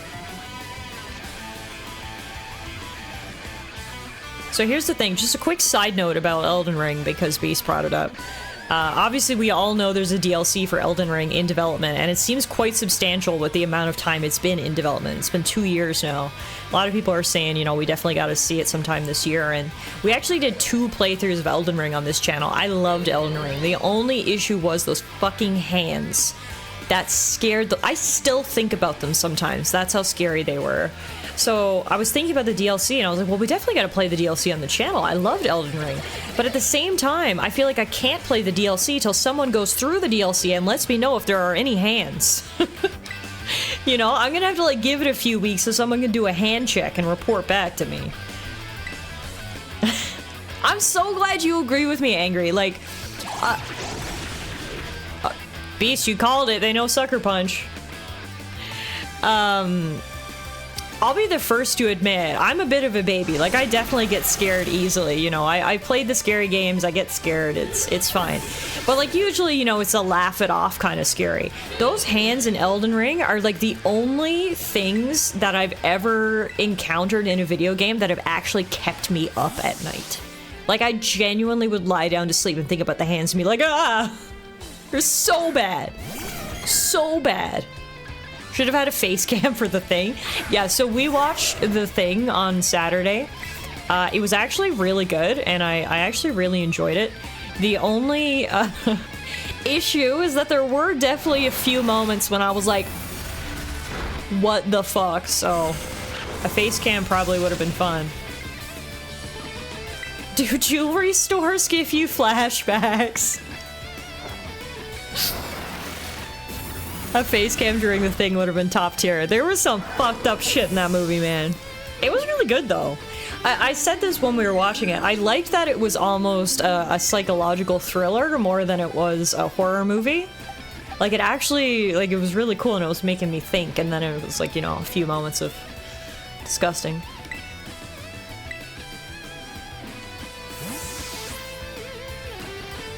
But yeah, TLDR is, if and when the Elden Ring DLC ever comes out, we probably will play it, but I need someone to go through first and let me know where the hands are. I remember when you were seeing if the mod to remove them worked and you saw a pixel of them and noped out. Yeah, so for any of you guys who weren't here for my Elden Ring playthrough, I got through the first playthrough by literally noping through all hand areas. Luckily, you guys were actually very nice to me. Shocking, I know. And you gave me a heads up when there were areas with hands, so I just zoomed right through them. But then for my second playthrough, I was like, well, I missed out on like multiple areas because I just didn't explore them because they had hands. So I actually contacted a modder, and he actually made me a mod that modded out all the hands in the game. Shout out to that dude. It was incredible.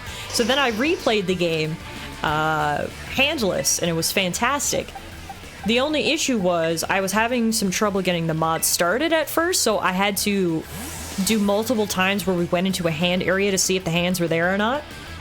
So yeah, that was bad. But it did work in the end, and it was fantastic. I could play the game without hands. No hand percent run. World. Yeah. I'm telling you. That was the thing. So my first playthrough, I didn't do Ranni's quest at all. Didn't even know who she was. So that's why I desperately wanted to do a second playthrough, because I had heard so much about it. I had never explored that whole area. So, but we did get to meet her and do her quest line in my second playthrough once we got the hands modded out. Literally my handless mod. It's a TIFF exclusive.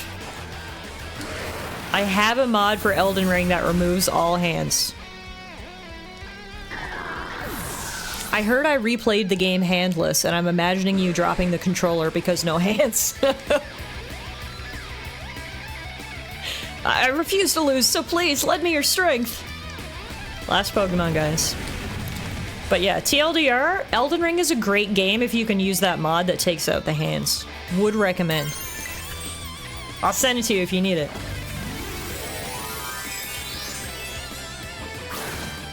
When I messaged the modder, he laughed so hard. I was like, hi, silly requests here. So I love Elden Ring, great game, only one issue. The hands give me nightmares and keep me up at night. Could you please take them out? And I was like willing to pay. I was just like, name your price. And I think the poor guy felt so bad for me, he just did it for free. Last Pokemon, guys, Tiff, that's a car.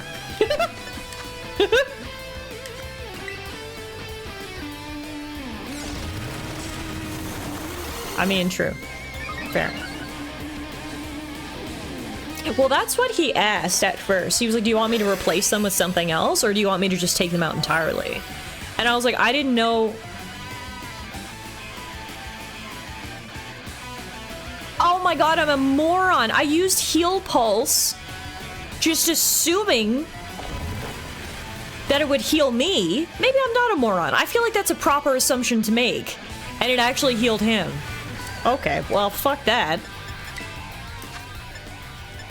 Why would you have a move if it just heals your opponent? What? Who made that a thing? That is so dumb. I just assumed when I used that, it would just use it on me. Well, we're getting rid of Heal Pulse immediately. Thank you, Revent. Thank you. At first, I put the blame on myself, but the more I think about it, no, that's just a dumb mechanic. It's for double battles. Yeah, no, we gotta get rid of that. We gotta get rid of that.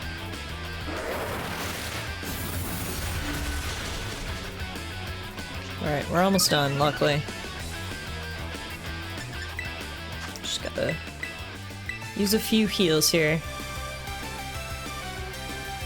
To be honest, Glue Eater needs a full move revamp. I didn't realize his moves were so shit. He's got Psychic and that's about it.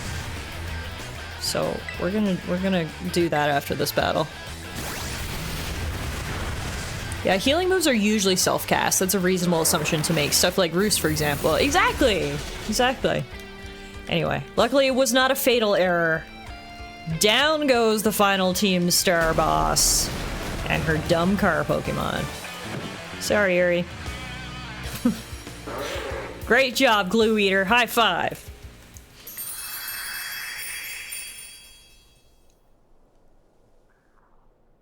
I'm so sorry, everyone.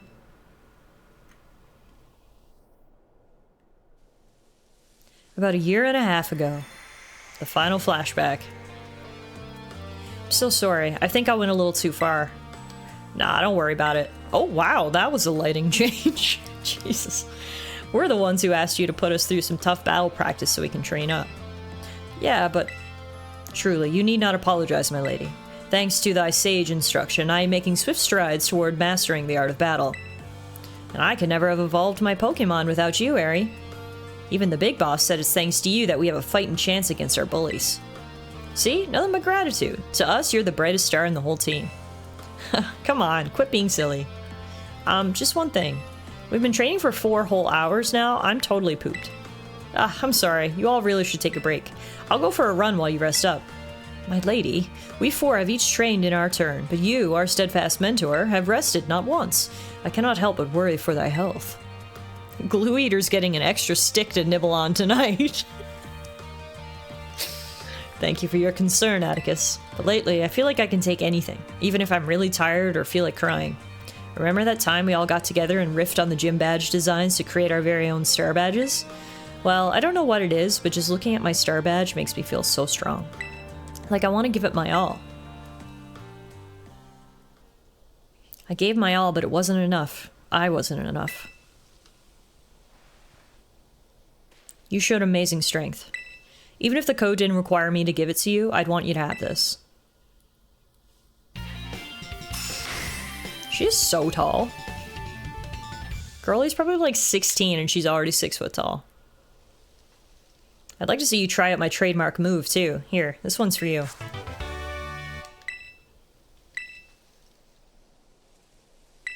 I know you're part of Operation Starfall, but I could tell from our battle that you're not a bad person. The way your Pokemon look at you with such trust gives it away. Do me a favor and look away for a moment. This is a bit much for me to take. I just really... Ah! Looks like it's all over. Oh, Riri.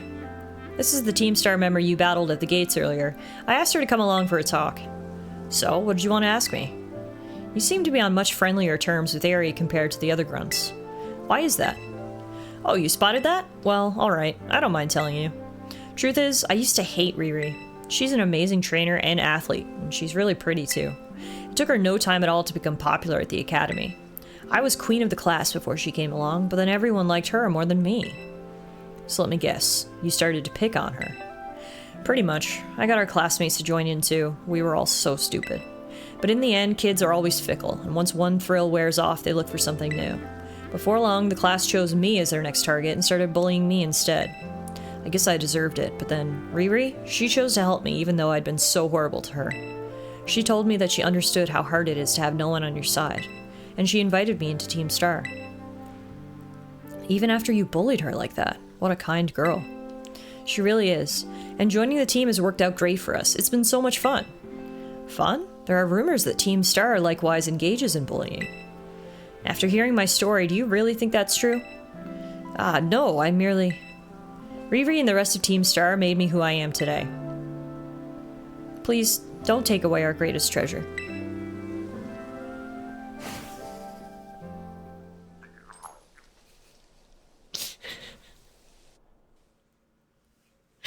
Oh, beast. That was good. That was good.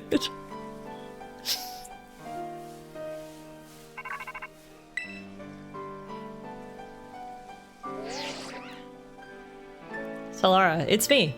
Did you do it? Did you claim Eri's star badge? Without its boss, the calf squad should be a hair's breadth from disbanding. So Aerie was the last. All 5 squad bosses have now been toppled from their pedestals. I imagine they'll leave Team Star before long now that they've lost their special positions. After that, they should soon be back attending classes at the academy. Nice work out there, Tallara. Is that Cliva here? Cassiopeia, well done to you too. Thanks. Now about your reward, Tallara. I'll transfer some LP over to your phone. As promised. You earned 20,000 LP. You can now make more kinds of TMs using the TM machine. Oh, that reminds me. I'm doing the whole supply unit rep thing this time, right? Indeed. You can go ahead and give Tallara her bonus reward now. Thanks, Clive. At long last, Operation Starfall has entered its final stage. There's only one thing left on the agenda. You must defeat the big boss and have Team Star disband for good. How, though? Don't worry, there's no need to search them out. The true identity of the big boss is none other than me. Dun dun dun! I'm sorry. I didn't mean to keep it from you for so long, but the right moment never came. I'm the one who formed Team Star. Back then, the members of the team were my closest friends, and I treasured them more than anything. If they go on like this, Team Star won't do any good for anyone. They've got to give it up, so I'm using the code we made together to force them to disband. Tallara, I'll be waiting for you in the schoolyard after dark. You should come as well, Clive. Understood. Then I'll see you both there. So, Cassiopeia was the big boss of Team Star this whole time. I scarcely thought it possible. But with this revelation, I just might have an inkling as to their true identity. It seems we'll find our answers after dark in the Academy's schoolyard. Let's prepare as best as we can before heading over.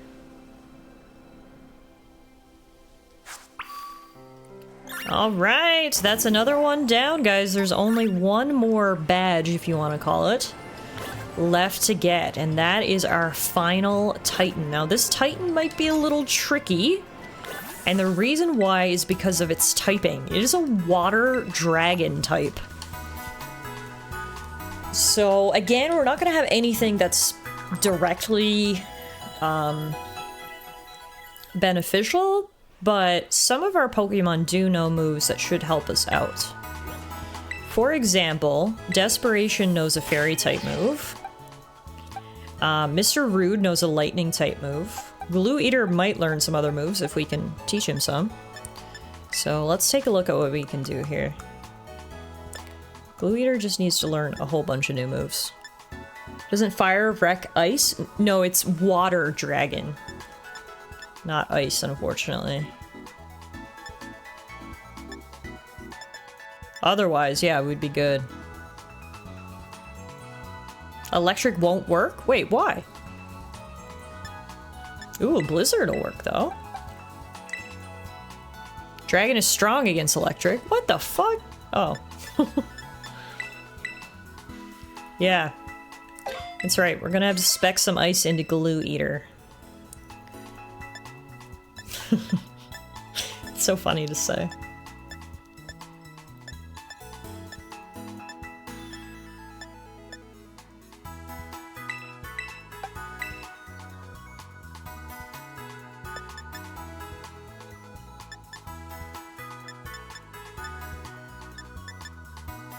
He actually already has good moves.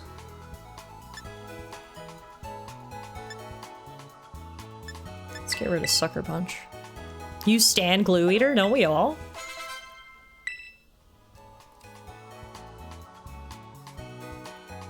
Leave the glue sticks in the freezer overnight and you'll be golden in the morning. Yeah, it's a really tough type matchup. The Water Dragon. So again, it's gonna have to be a brute force kind of thing.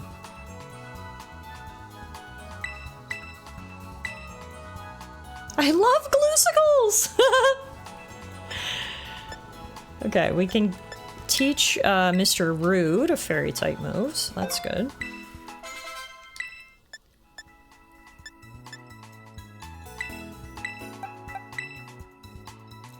Glucicles is the word of the day.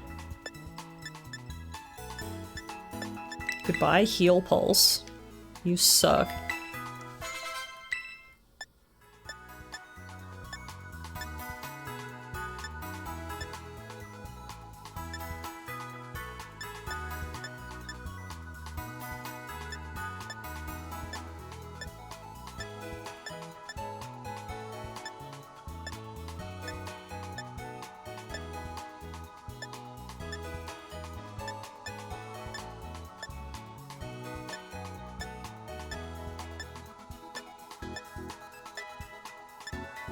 Alright. Yeah, so we'll just use Mr. Rude and Desperation, who both know fairy type moves. And they're not weak against dragon or water. And then, like I said, hopefully we just brute force it, basically. Luckily for the second part of the Titan battle, it is a double battle, so won't be all on us.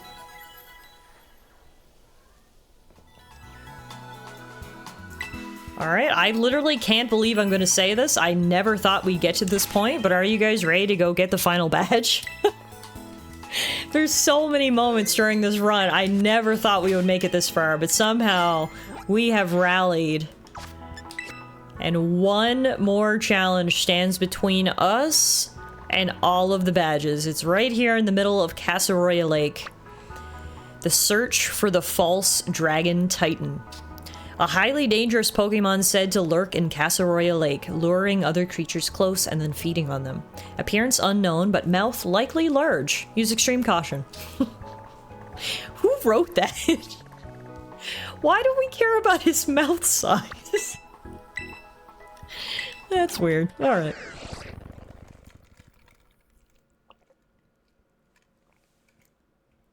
Standing on the shoulders of giants. Ick, mainly.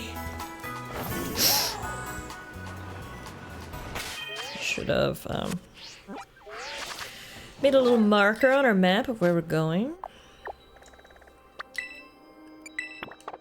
There we go. Whee!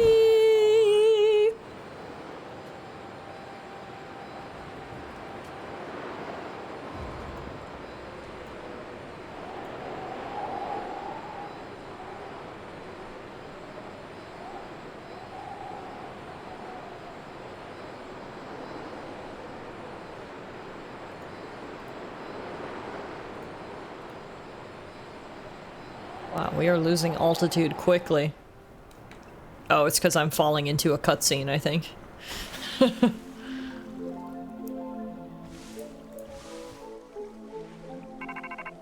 Oh, and it put me back on land. Hey there, Tallara. So, rumor has it the false dragon titan lurks somewhere in this lake, yeah? But not a single person's ever caught a glimpse of it. Must be some kind of truly terrifying beast. But how are we supposed to search for a thing when we don't even know what it looks like? Sure would be handy if it just ran around crying, "I'm the Titan," or something. If only, right? I mean, I'm sure if we just go out into the water, we'll find it. Titans are supposed to be pretty big. Don't jinx it, TS. There's still lots of time for you to use the command.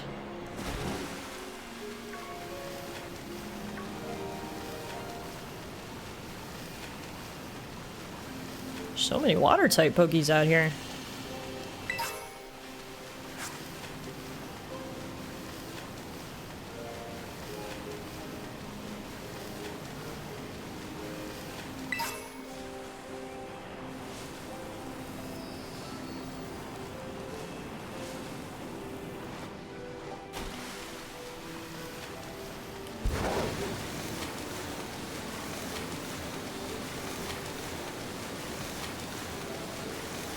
Dratini. A couple of the shinies that we see on the way. If it sparkles, I want it in my pocket. Arrived at my destination, but I don't see a Titan here. See this random guy.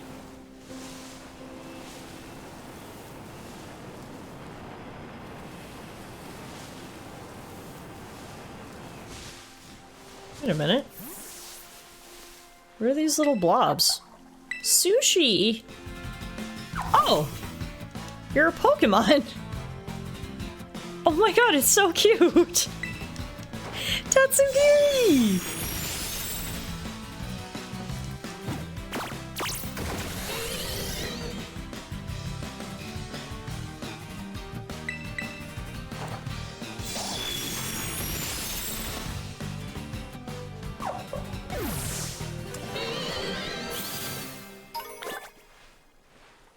Why are they just all on land, flopping around? Well, that's a big one. Titan! Oh! This is who we're looking for? Well, shit. Fun fact, Tatsugiri is a type of sushi. That Pokemon is named after dead fish. Well, that is a fun fact.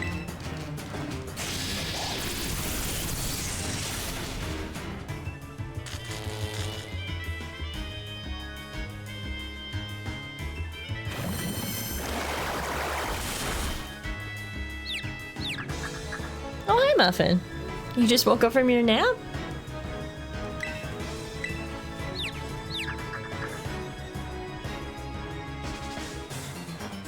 What a life, right? Muffin just wakes up from her nap at 7:38 p.m., strolls in. What's going on, Mom?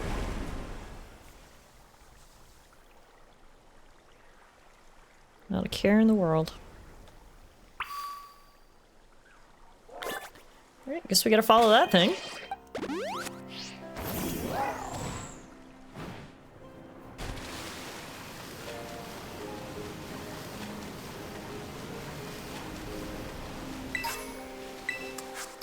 Viva la revolution! Oh, that emote is perfect. Oh shit, I lost it. How did I lose a giant...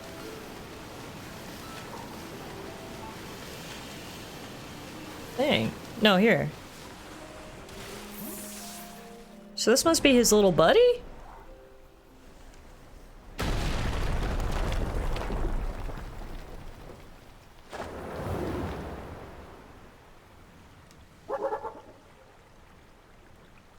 Muffin and your cat Milo have a lot in common. Tallara, did you find the Titan? So that's it? Sure is one big, dragon?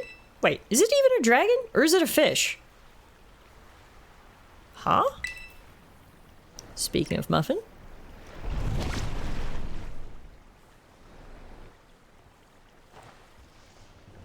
The little sushi guy got eaten up by the Titan? Yeesh, didn't expect to see the food chain in action today.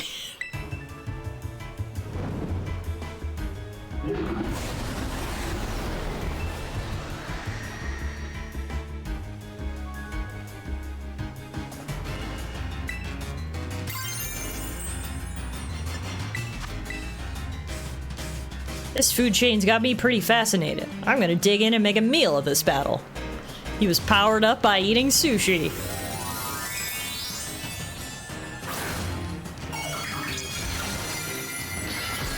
I don't actually know if there's any point to crystallize right now, because all that would do is double the effectiveness of my ghost type moves, which I'm not planning to use, but hey, at least we get a fun balloon on our head. Muffin, comrade, can you recite the 4 chapters of the Communist Manifesto? I've said this before, but the worst part about this camera in this overlay is that it's zoomed in, so you guys can't see Muffin, but see, she's right here. Muffin, say hi to the people! Hi, everyone!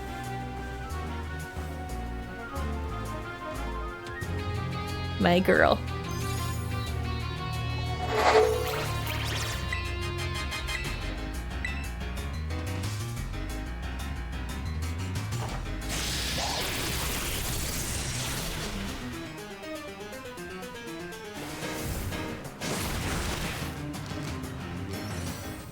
Oh, that's Greedon. Oh my god. I thought that was Mr. Rude. Oh, that was a heart attack. I saw someone died and I was like, no! But it was just his squirrel. That's fine. I don't care. Whew. Whew. Oh my god, that was so...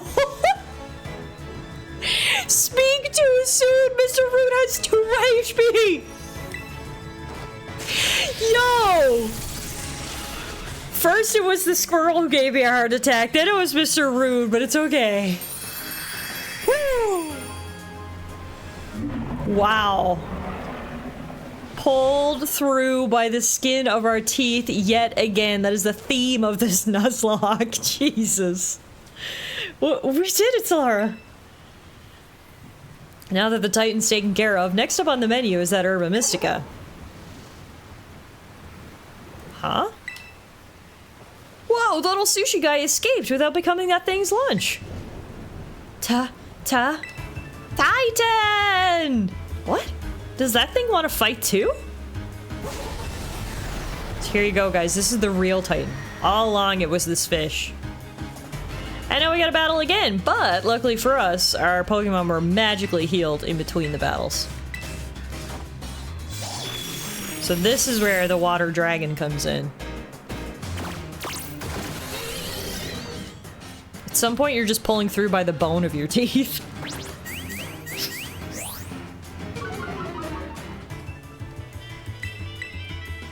Yeah, this Titan is super interesting because it's basically 2 Titans in one. It's the big guy who's just a water type, and then it's the little guy who's water dragon. But hey, if the squirrel wants to tank, we're in. All he's doing is waving his tail anyway, so he'll tank, I'll DPS. It'll be fine. I hope.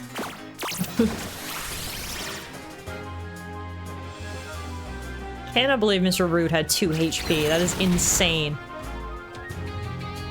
2 HP.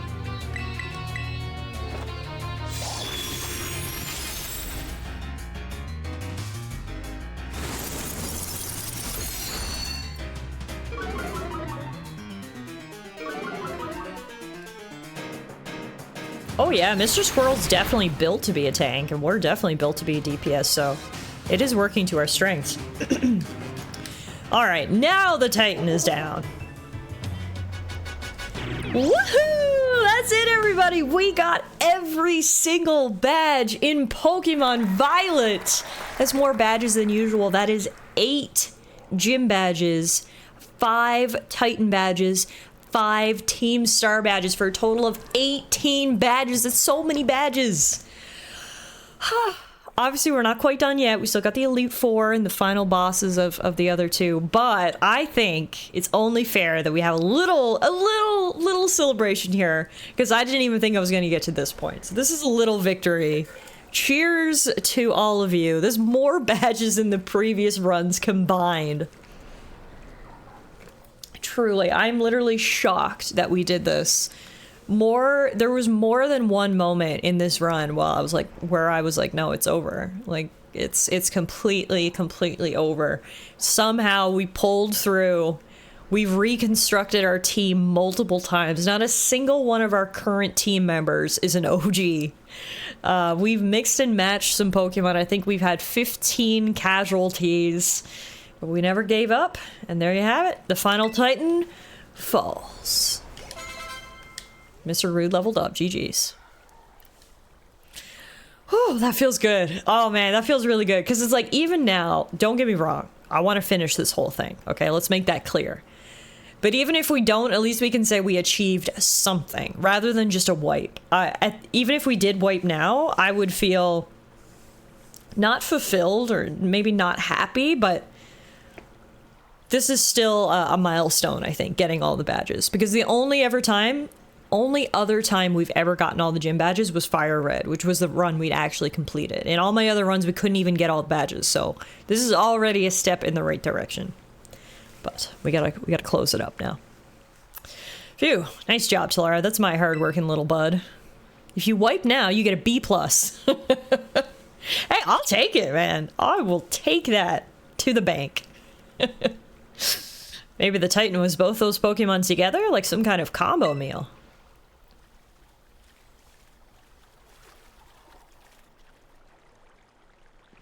The little one came out of here, which means there should be some Herba Mystica inside. Let's go, Tallara.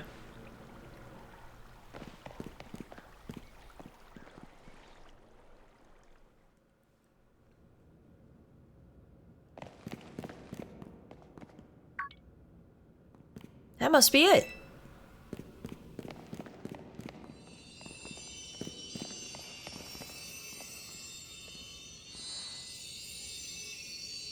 The last Herba Mystica. You and Arvin found the spicy Herba Mystica. Okay, let's see what the book has to say. So, it seems spicy Herba Mystica is supposed to boost your metabolism. It gives your circulation a boost and helps flush out all those toxins, along with a ton of sweat. You know what's next? It's chow time. Yeah, whatcha? There's some serious sandwich making. Here we go. Trusty Arvin's chock-a-block full of cheer final herbs super sandwich. Squeeze this badge tight and cry beautiful tears of friendship as you eat, okay? Might pass on that, but alright. Thanks for the sandwich. Even though you both look very concerned about said sandwich as you're looking at it. Are you gonna eat that? You look scared of it.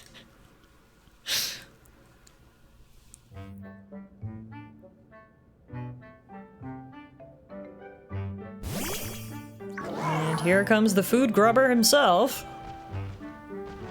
Y'all know the drill. I have no choice but to give him my sandwich, so we just say yes.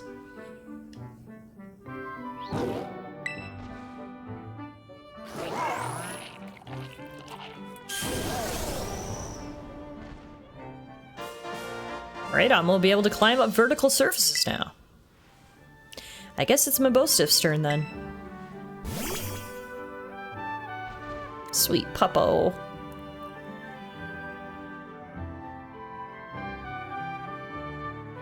Come on, bud. Eat up.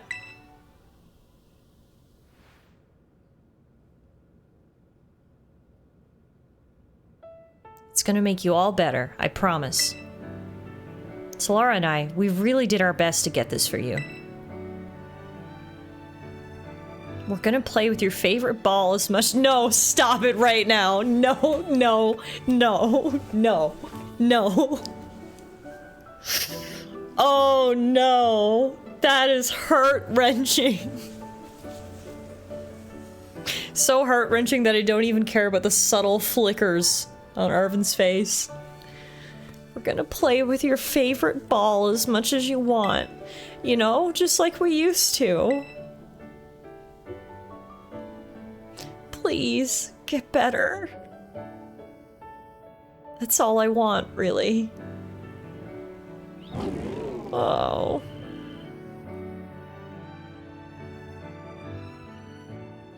Wow, I'm not crying, you are.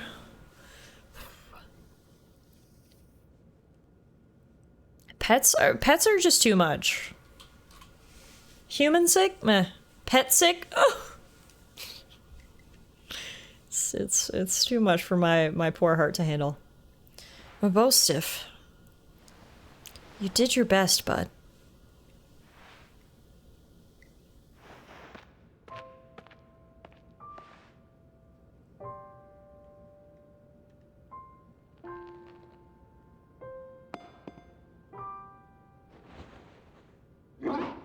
Ruff?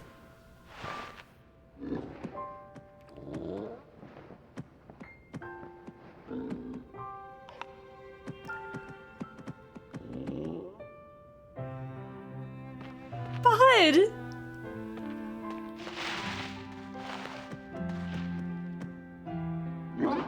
Ruff, ruff. I know, bud. Me too. Oh.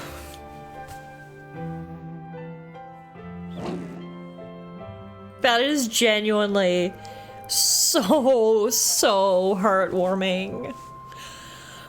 Oh, sweet, sweet doggo is feeling better. Oh, all of this was worth it. The pain, the tears, the heartbreak, the roller coaster. It was worth it for this moment. We got here, guys. My heart is so full. Hello, Tallara. This is Turo. What? Oh. Seems that Miraidon has regained all of its powers, except for the power to battle. It should now be able to climb up any vertical surfaces it grabs onto while you're riding upon it. I knew you were the right one to entrust it to, Tallara. Pah, listen to you. Like you had anything to do with it. That voice. Arvin? Are you there? I've been searching so long for a way to reach you. Because no one else can get into my lab but you. Excuse me? Please take Tallara back to the lighthouse with you. To the lab on Poco Path. I will reach out once more once you arrive there.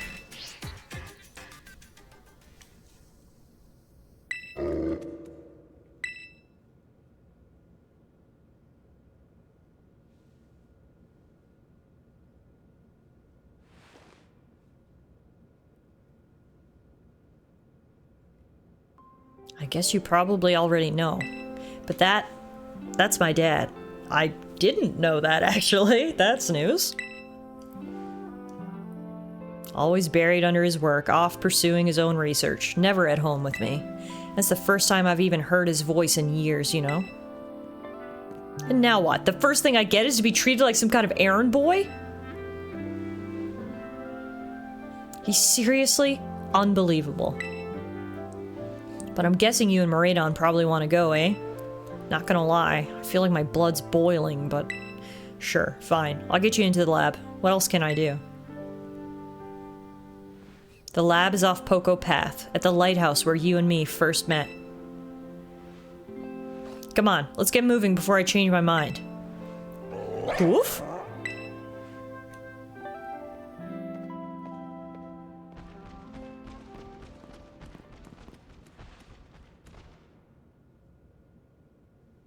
Dad, where have you been all this time?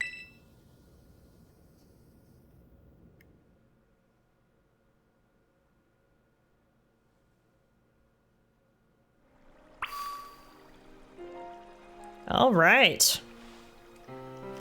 So, as I mentioned, that is all of the badges, but not quite to the end of the game yet, obviously. We've still got lots of loose ends to tie up. So to tie up the 3 different storylines, essentially, there's 3 final bosses, if you will.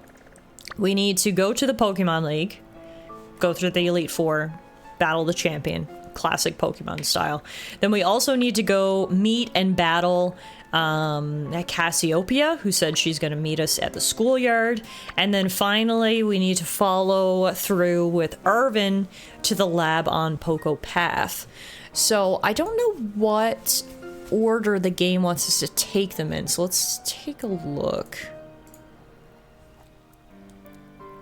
It looks like, and now obviously I guess we can do it in whatever order we want. I've just kind of been following the order in this Nuzlocke app because it seems like it's worked for us so far. Looks like they want us to do Pokemon League, then Arvin stuff, then Penny stuff.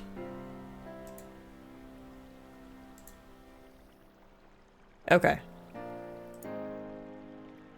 Looks like that's what they want us to do. So Elite Four is next.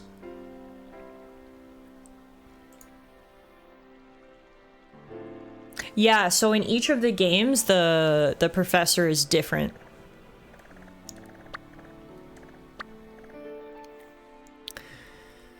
Alright, so there's obviously 4 Elite Four members. We have a ground type, a steel type, a flying type, and a dragon type before we fight the champion. They're all in the high 50s to low 60s range. There is a little way before we get to the Pokemon League, and we will actually get an encounter in here as well. So we can get the last Pokemon for a 6-person team right in here on the Pokemon League path, for lack of a better word. So I don't think we're gonna fight the Pokemon League tonight, but I'd like to at least be set up so we're kind of ready to go tomorrow. So I think what I'm gonna do is I'm gonna fly over to Mesagoza. We can head up through the Pokemon League, get our final encounter, maybe do a little bit of grinding, and then we can do our gym challenge, or our league challenge, sorry, tomorrow night.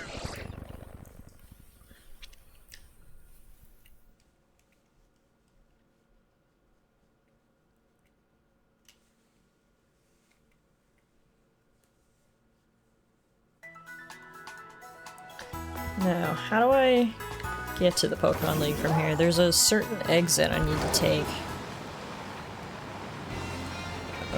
think it is over this way.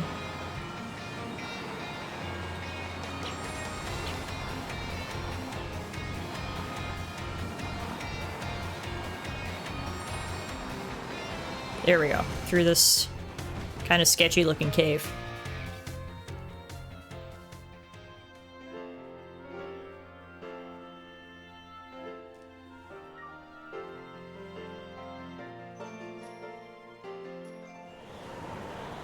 Alright. So, let's roll our encounter for the Pokemon League. Reveal Hawlucha. Hawlucha is the bird who looks like a wrestler. So keep an eye out for him. We're gonna fight this guy.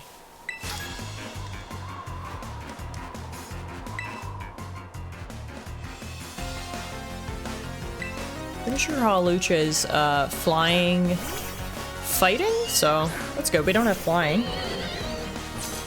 That'll be a bit more coverage for the team. And it's a Meowth! He's only level 14! What the heck? I guess you technically could have came up here at the very beginning of the game. That's why the Pokemon are such a low level. If that's the case, oh Jesus, Hawlucha's gonna be a super low level.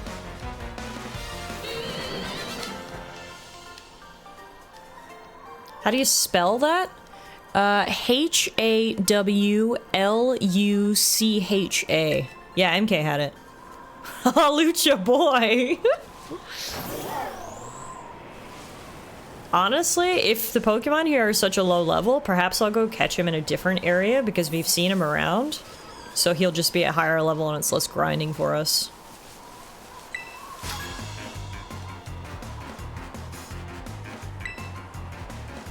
Just checking he's not an exclusive. Yeah, no, good. Thank you for checking. I'm pretty sure we've actually seen him before. I think we're all right. Okay, good.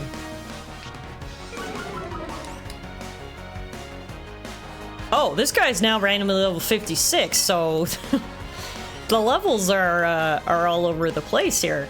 Okay. Now, this guy is dark ground, so no to you, no to you. Half no to you, no to you. We don't really have anything that's particularly good. Perfect, thank you, TS. I guess we'll put in Glue Eater.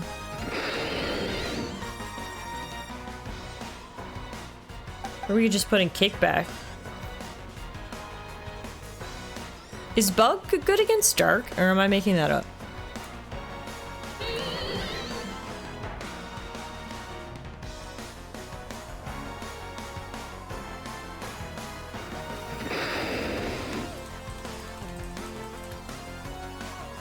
Dark is weak to Bug. Okay. Thank you. Honestly, I think this is the first time we've even used Kickback in a battle. This is Kickback's debut right here. Let's go, buddy.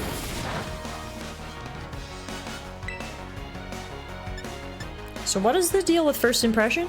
Although this move has great power, it works only on the first turn each time the user enters battle. Okay, so we use it right now. Oh yeah, that worked. Okay, perfect.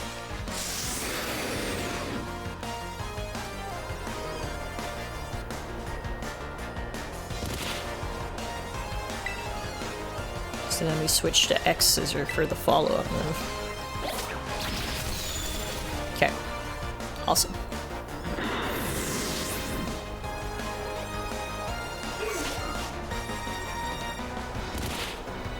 What else you got for me, bud? Scarlet. I think he's Steel type? I think.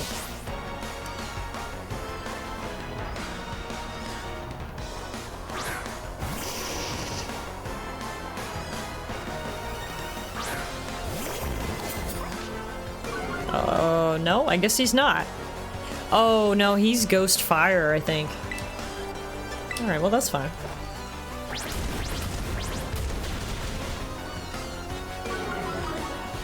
I thought he was the sentient sword. But no, he's one of the cooler Gen 9 Pokemon, actually.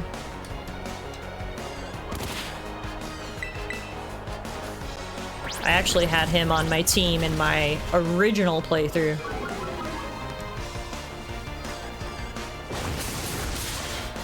Sandstorm should finish him off.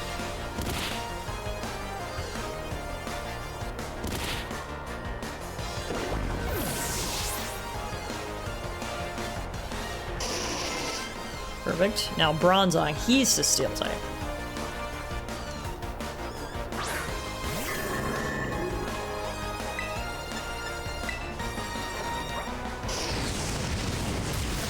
The thing is, Glue Eater doesn't know a water type move, does he? He only knows Rain Dance, I think. We definitely need to teach him a water type move for the ground type Elite Four member.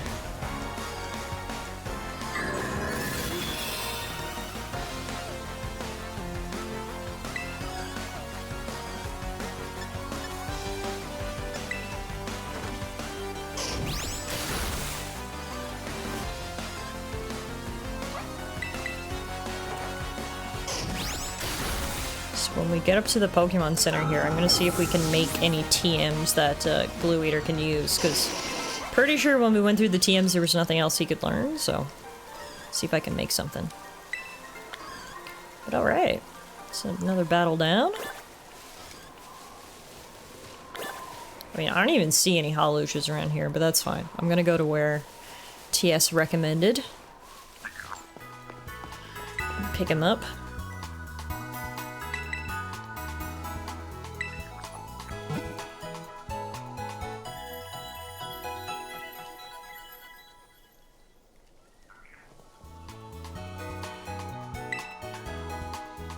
Alright, let's see.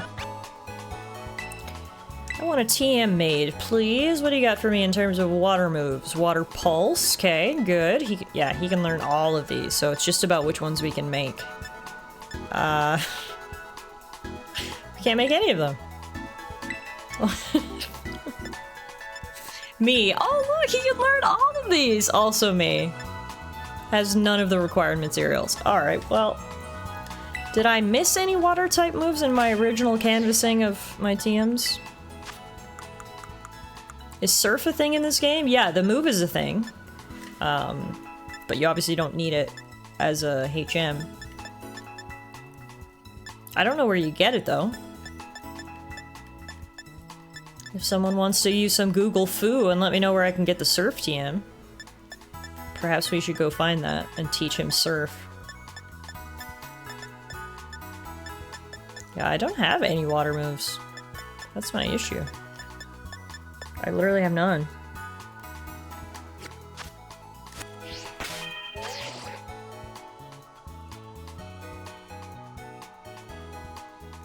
Okay, well, let's go grab Hawlucha first.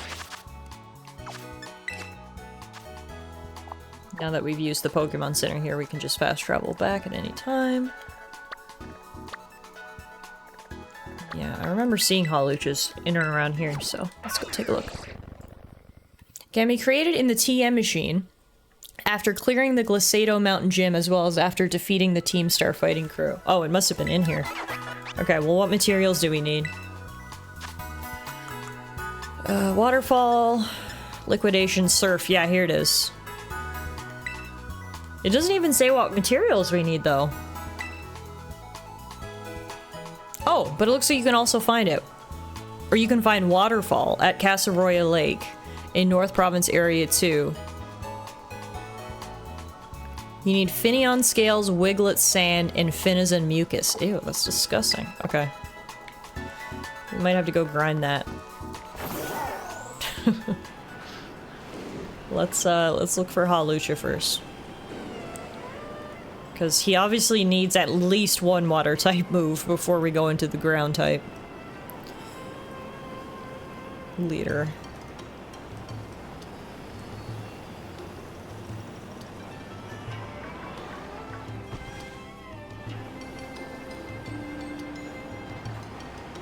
Can you Google Fooers do me one more favor and Google where I can find Finions? That would be super helpful, thank you. I know where we find Wiglets, but I don't know Finions offhand.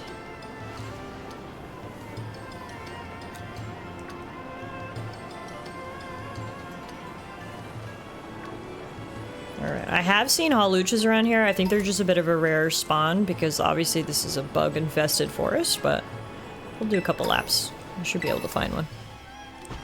Oh, you can just find Surf. Located at the southern part of Levincia City beside a barrel near some vending machines. Okay, perfect. If we can just go find the actual TM, that will save me a hell of a lot of time. Thank you, MK. We'll go take a look at that after I find Hawlucha. Mucho Libre. Is that? Nope, that's not him.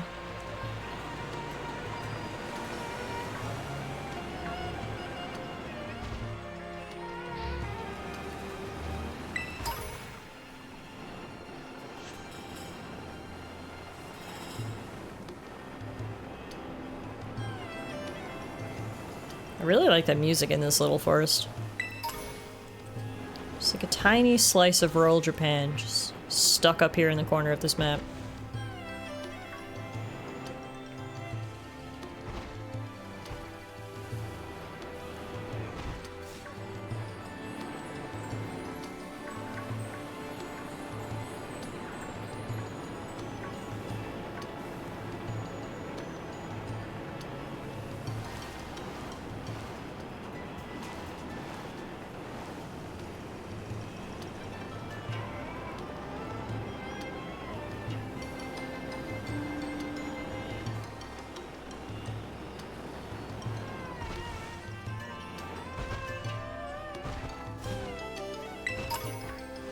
Looks like a DLC one. Okay, yeah. So I've mentioned this before, speaking of the DLC, we are going to play the DLC. I haven't played the DLC, so we're going to play it not as a Nuzlocke, because obviously I have literally no idea what I'm getting into, and it'll just be a blind run. So after we're finished our Nuzlocke, we'll probably take a little break from Pokemon, but we'll definitely return, because I have the DLC all purchased and ready, so we can go check those areas out. Just to give you a heads up on what my plans are. Where the fuck is the Macho Libre bird? Mucho. I don't know. Are you out here? Oh, he's right there! Hi! There he is. Perfect. Hawlucha! Get in the ball. Level 47, that's not bad. Beauty. Alright guys, the final member of our team before we go fight the Elite Four. You know what that means. Put your brains to work while I go get that Sprite. I was just about to type in Mucho Libre. Hawlucha! Oh, his shiny's cool. He's like dark. His wings are purple and his chest is black. He's like a dark red on his legs. His shiny's cooler than his regular.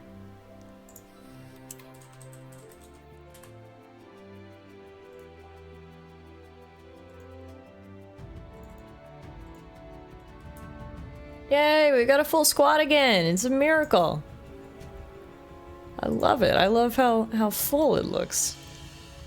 Hawlucha live quietly without flocking together. They fight constantly with their natural enemies, noisy groups of primate. Okay. Hey, Chris!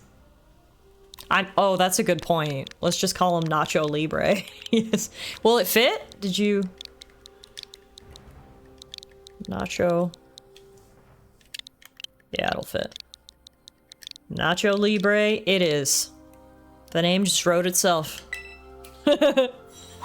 Yay! Nacho Libre! Okay. Let's go get Surf. Where'd you say it was? Located at the southern part of Levincia City. Okay. Beside a barrel near some vending machines. Alright. Let's go take a look. I'm glad you like it, Karis. How's it going, man? Welcome on in. Great news to share with you. We have gotten every badge here in Pokemon Violet, which means up next is the Elite Four. So while we're not done yet, I did give myself a little pat on the back for managing to get this far. Quick ball. Darn, I thought that was it. Alright, so there's vending machines here and a garbage can, but it's not those, I guess. We're looking for other vending machines and garbage cans.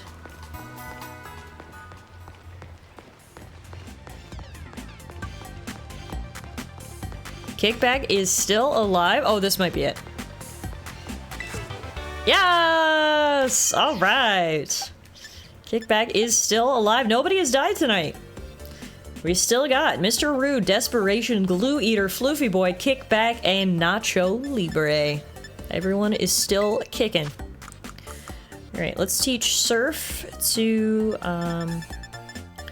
Glue Eater, and then we should actually look into Nacho Libre's moves as well. I'm wondering maybe I should keep Rain Dance.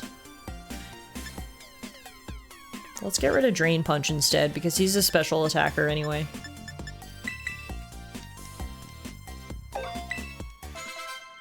Alright, let's see what Nacho Libre's got. Nacho Libre is a she! Oh.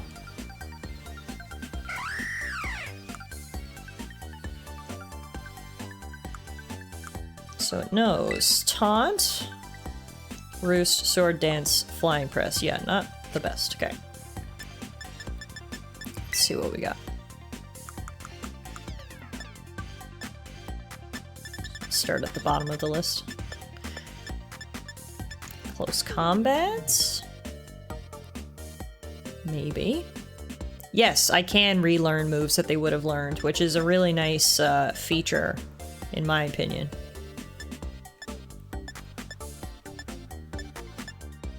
So actually, maybe we should start there, now that you mention it. We should start there. So he could learn Bounce, Brick Break, Feather Dance, Aerial. Oh, he can learn lots of stuff. Oh, could Glue Eater have learned Surf naturally? Oh. Whoops. Oh well. We went for a little field trip. It's fine. I just need to double check. Do you see this? Flying Press. This move is fighting and flying type simultaneously. So that is both a flying and I've actually never seen that before. A move that is two types? That's new to me. So that is both a flying and a fighting move, which we're gonna have to remember because it has the fighting icon. But then it also knows Roost and Taunt and Sword Stance, none of which I particularly care about, so let's give it some different stuff.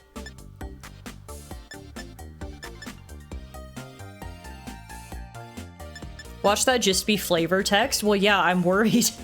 So that's why I'm kind of like, I'm still gonna teach him just a basic flying type move, because I don't know how much I'd trust that. Probably try it out, though. Alright, let's see. Now we can go through the TMs.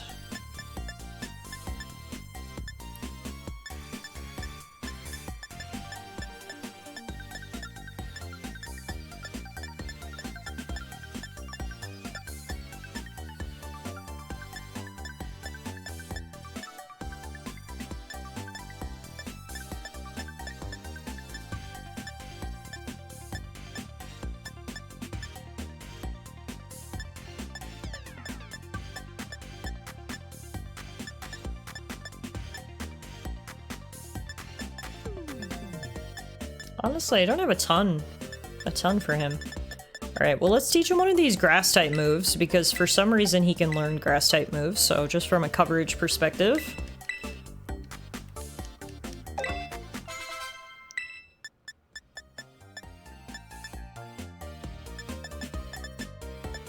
And then Let's do bulk up too. No, I'm... Get rid of sword stance. Alright. And then we do have a few experience candies, so let's give them to Nacho Libre. Which didn't get him a single level. Womp womp. Alright, so yeah, we're definitely gonna have to do a bit of training here for sure. Let's see what we have in terms of held items.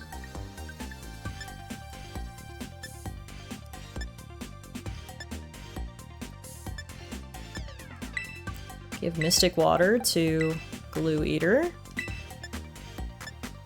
We'll give...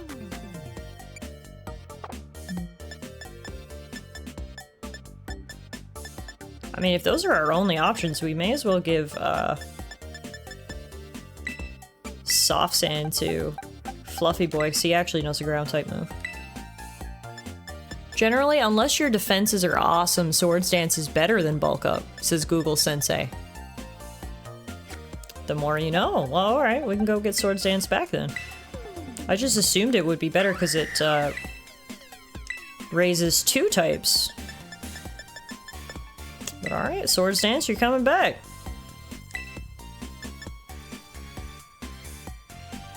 Although, maybe in a Nuzlocke, we do want to raise the defense, because his defense is already naturally a bit lowered.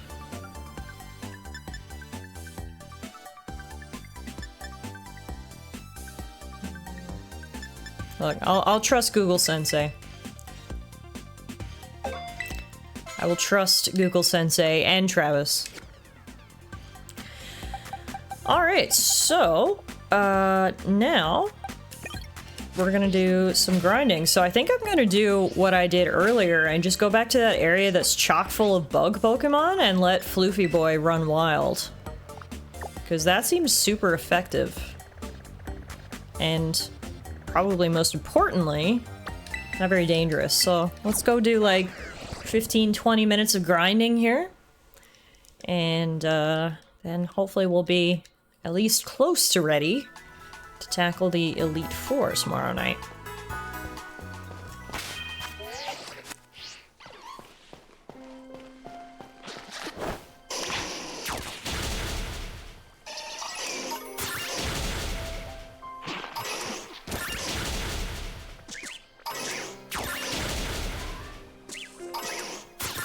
X items are a thing in this game, yeah.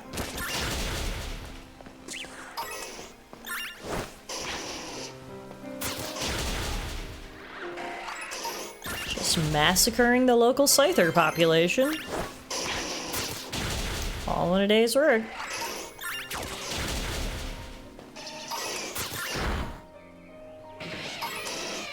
You could boost Nacho's stats to make her survive until she can set up with Sword Stance. Yeah, that's true too. And hopefully if we can get her to a high enough level, she won't need it, but I would just definitely like to level her up because the first member of the Elite Four is a ground type, so having a flying type could definitely come in handy.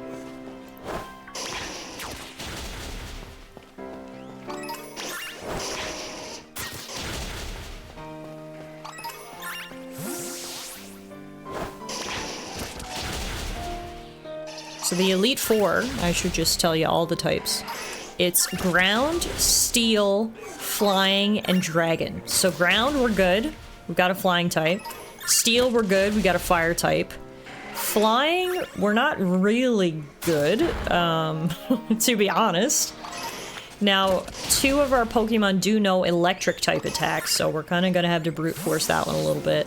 And then dragon, similar to flying, a few of our Pokemon do know fairy and ice type attacks, so it'll be a bit more of a brute force thing there as well. And then obviously the champion is a little bit of everything. So nothing really bad. Like in terms of coverage, we're actually pretty good. We don't have anything, or you know, our team's not explicitly weak to one type, and we do have certain moves that'll help us with some of those matchups. So as long as we can get our levels up, I think we'll be in good shape.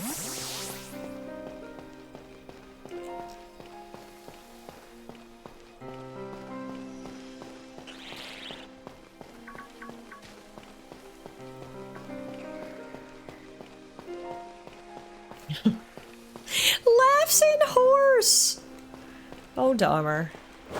We have a lot of trauma we still need to unpack from your encounter. But yeah, things ended up working out pretty well, because obviously you never know in a Nuzlocke. You might roll 5 water types in a row, right? But we've surprisingly got good variety here.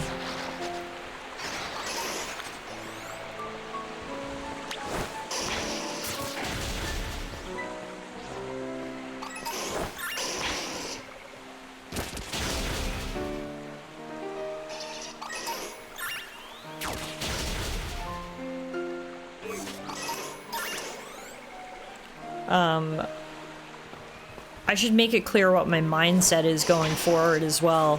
Obviously, this game has more than one type of challenge. Obviously, in a classic Nuzlocke, the final challenge is defeating the Elite Four. That's not quite the final challenge in this game because of the 3 different branching paths. You know, you have to do the Elite Four, plus then you have to do Area Zero, plus you have to do Penny's thing.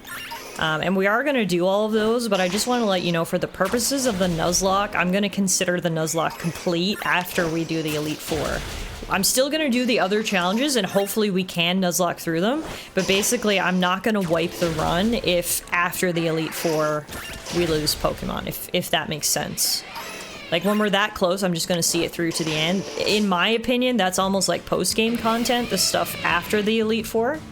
But I just kind of wanted to let you know what my mindset was. For me, the completion of the Nuzlocke, I think, is beating the Elite Four and the champion.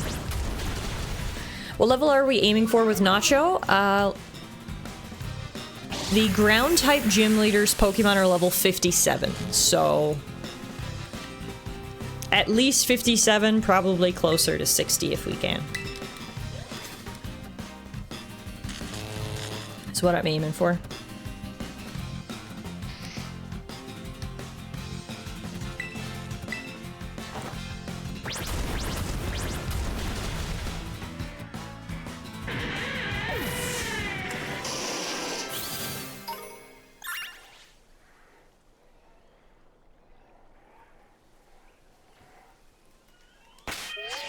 Alright. Floofy's got paralysis, and that's why I didn't want to fight anyone but bugs. All 60s is a nice cushion if you want to absolutely ensure success. Exactly. So, and where are we at now? Not quite all 60s, but we're getting there. All high 50s at the very least, so... I mean, hey, this will probably take some time, but if we just spend an hour killing bugs here in the forest, we should be good to go. I still don't understand to this day why you can't capture with a 100% success rate a fainted Pokemon. It's not like here that vanishes into another dimension. I mean, it's a great point. That's a great point. If you knock the Pokemon unconscious, shouldn't you be able to catch it then? I mean, that's kind of, if you think about it, that's kind of what Ash does in the show. Right? He, like, fights them till they have little spinny eyes, and then he throws his Pokeball. But that's unfortunately not what you do in the game. It's a great point, though.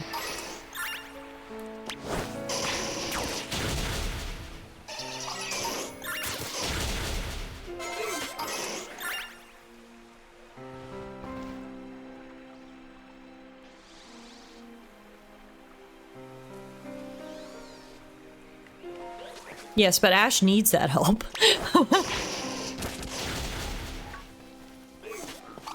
I think Pokemon's technically an anime. It's a Japanese cartoon, which I think is the definition of an anime.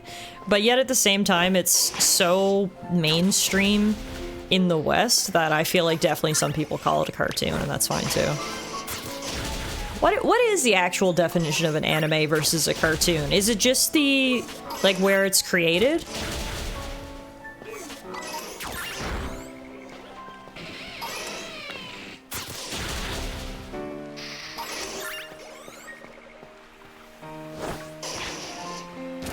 It's a style of Japanese film and television animation. Okay, yeah. So I guess, yeah, so Pokemon is an anime then. But at the same time, are all animes cartoons?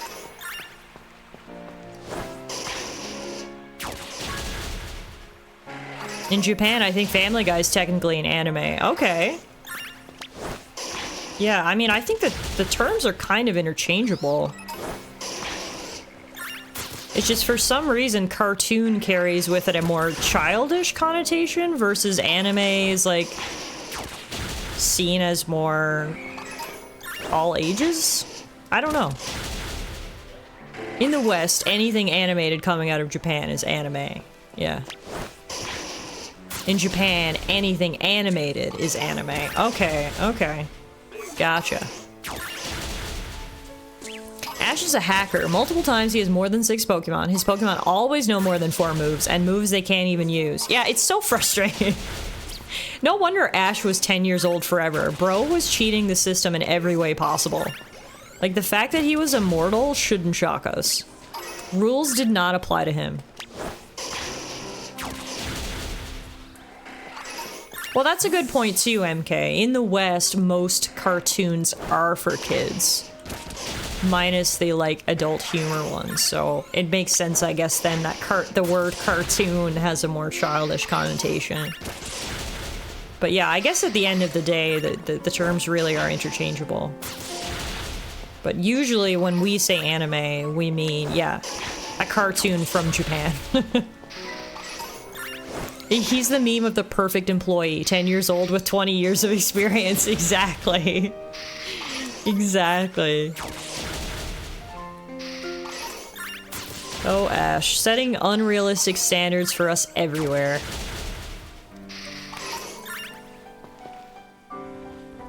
Up here, bud. There's more bugs.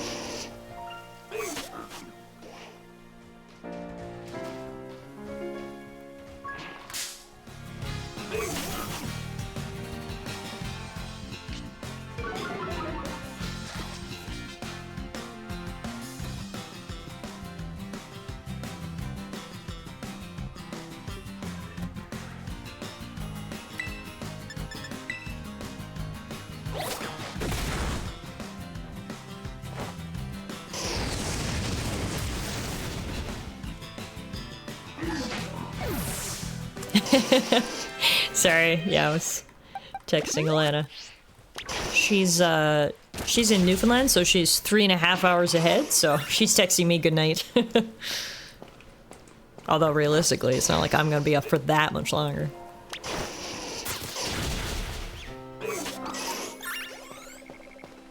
One of the most sheltered, stupid American things about me was I was at the end of or just out of high school when I learned anime wasn't what they called cartoon porn.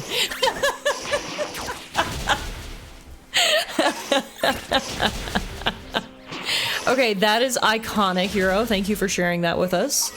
I'm sure that's what the conservatives in America would call it.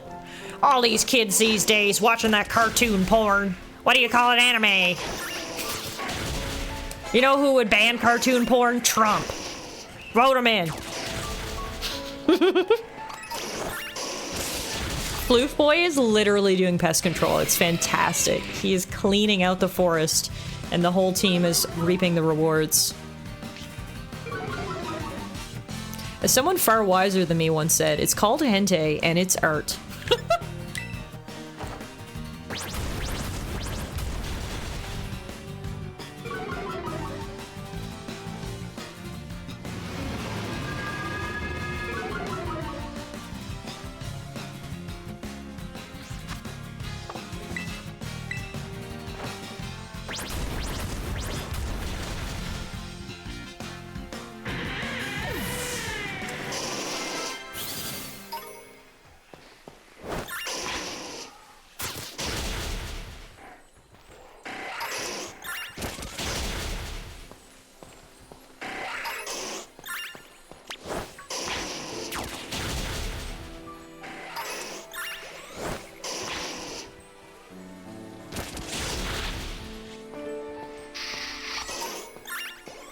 You know, once we beat the Elite Four and we have to get a real job, perhaps we could open a business called Floofy Boy's Pest Control.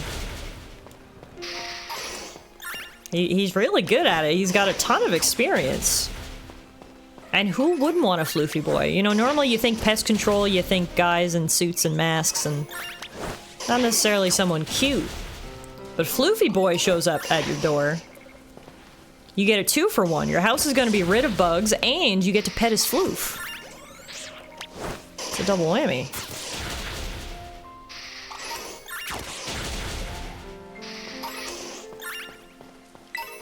You know what I was just thinking, actually? We can actually... I mean, Nacho Libre is a flying type. Yes, he's a lower level, but he should also just be able to do some pest control here. Let's see what happens when we send him out. Yeah, that still works, because then he gets more experience points, because he's the one who's actually battling. We'll just obviously have to keep an eye on him. Oh, he couldn't beat that Scyther for some reason. Well, that's true. Your house would be bug-free, but also full of fur. So yes, compromises would need to be made.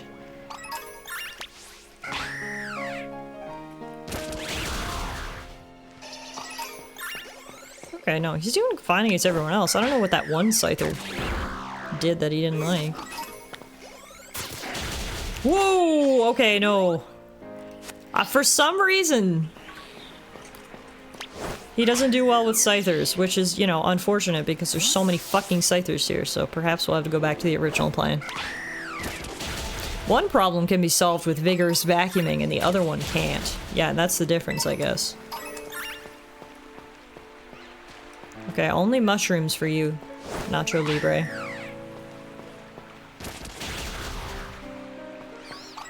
No Scythers, just mushrooms. And these other bug things. He's just bad with Scythers for some reason. Scyther must know some sort of move that's like super effective against him. Otherwise the plan is solid. Just gotta get around anything that looks dangerous. Be alright.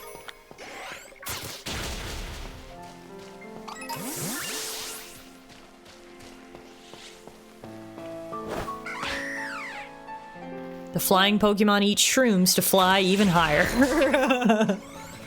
Speaking of Scyther, this one really wants to fight.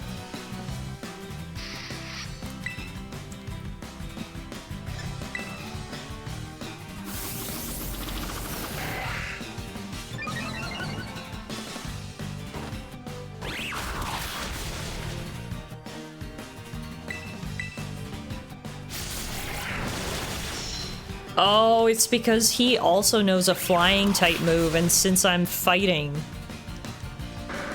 it's super effective on me. That's the issue I have with Scyther. Okay. All good.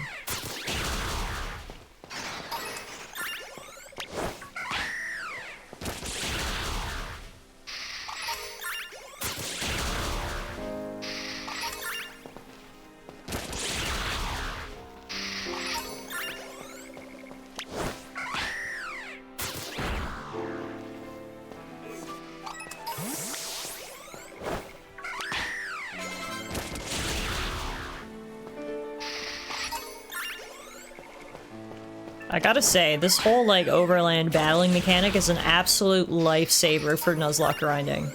Especially in a modern game, because at least when we played the older games, you could literally fast-forward the game. Which, obviously made it a little easier. But being able to just do this saves so much time.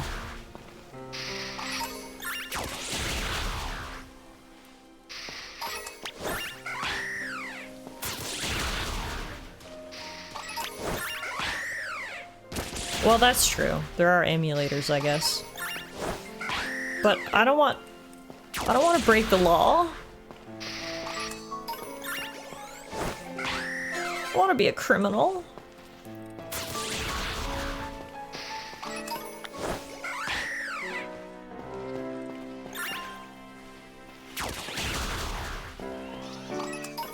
I was wondering why there's so many of these things around. Apparently there's an outbreak of them happening right now, which is good, because more for us.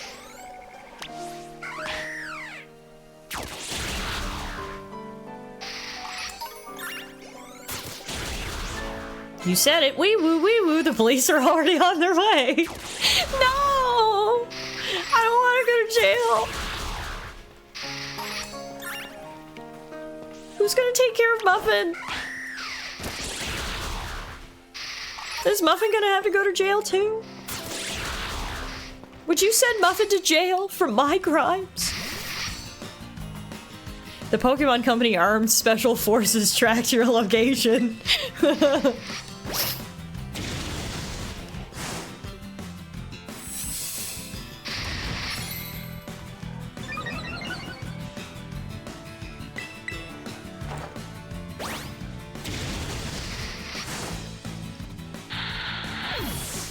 The best part about doing it in overland battles too is, yes, you don't get as much experience points as you would if you did a regular battle, but if you do it enough, I think the experience gains outweigh, because you can kill so many Pokemon in such a little amount of time. Basically, 3 of these overworld encounters is worth 1 regular encounter, but like, look how fast we're going through them here. But the other positive is you don't have to worry about like PP. You don't have to worry about PP for your moves. Why did they call it PP, man? I literally cannot even say the name of a mechanic in this game without giggling.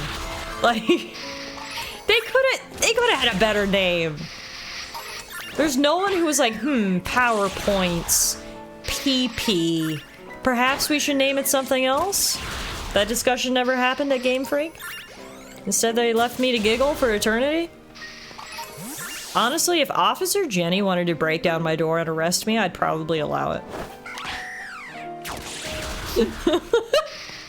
If we're being, like, just completely honest here.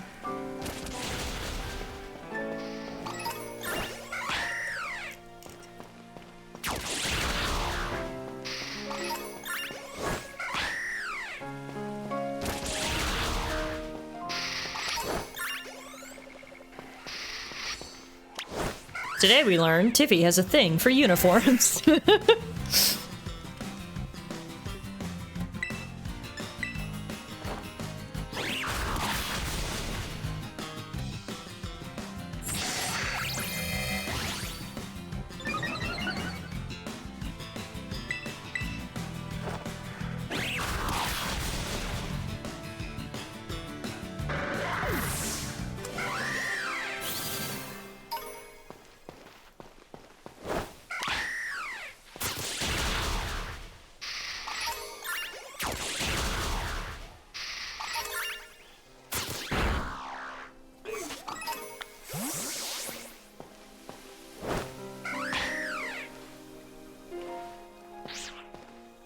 G'day, Jazzy. Thank you for hanging out. We're not going to be going for too much longer here either. I just want to grind up a few more levels, and then we'll be calling it a night ourselves and returning tomorrow for our Elite Four challenge. So hopefully I'll see you then. But yeah, no, this grinding method is so effective.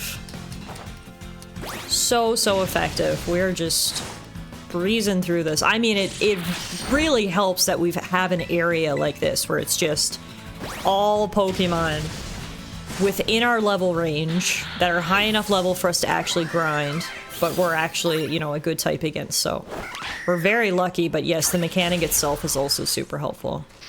Like, the fact that there's just Bisharps for days here is definitely helping. Wait, are they Bisharps or Pawniards? No, they are Bisharps, but they drop Pawniard blades. Interesting. That's why I was confused.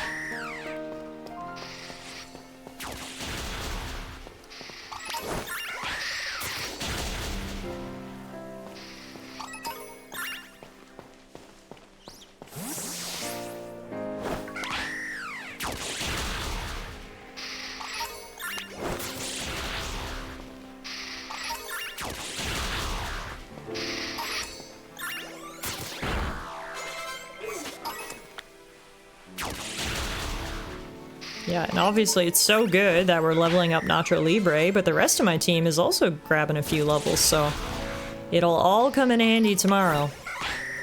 So there, Nacho Libre is 57 now, so that is the level of the Elite Four member. So anything after this is just icing on top of the cake.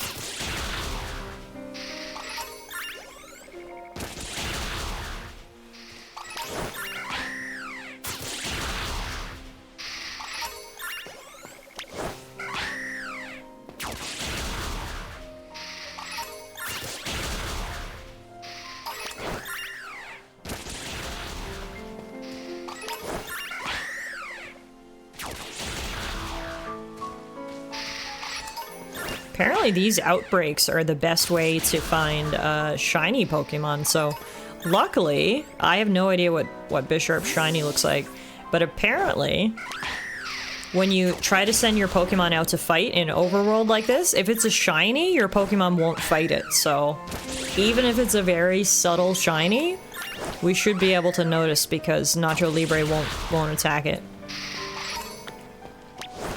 Now, I'm not saying for sure, obviously, that we're gonna find one, but that's just a fun, almost, fail-safe, I guess. A shiny Bisharp is blue in color. Okay, so we would totally notice then. That's good to know. Sometimes it's so subtle, right? It's hard to tell, but if he's blue, we would definitely notice.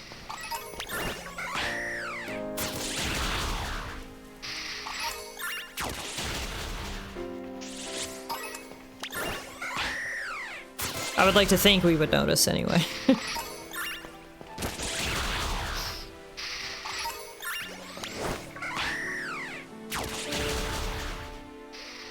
I think the outbreak's almost over because it seems that the Bisharps are thinning out a little.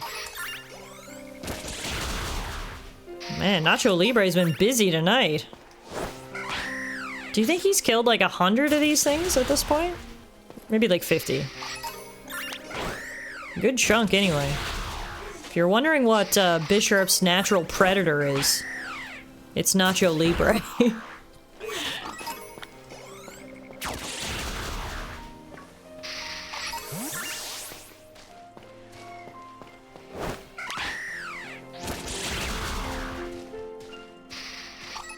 But yeah, think how long this would have taken if we had to battle normally. Twice as long for sure.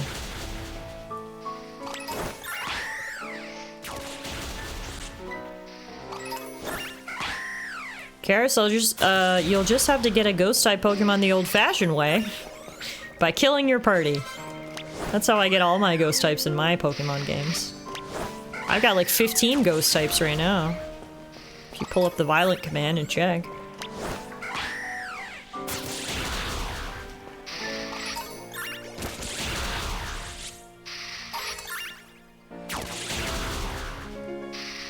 Even if you one-shot them in a traditional battle, it still takes like 3 times as long with all the animations. Exactly. So even though I'm only getting like 1/3 of the experience points by doing it this way, I would say it's even more than 3 times as long. Like, look how fast we just took down those two. You know? That would have taken like 30 seconds in battle time for sure.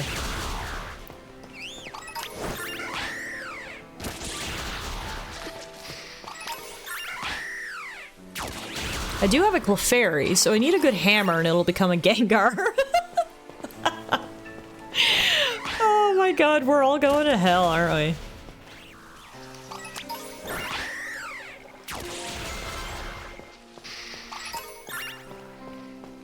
I mean, compared to older gens, the battle intro wouldn't even be done yet, yeah.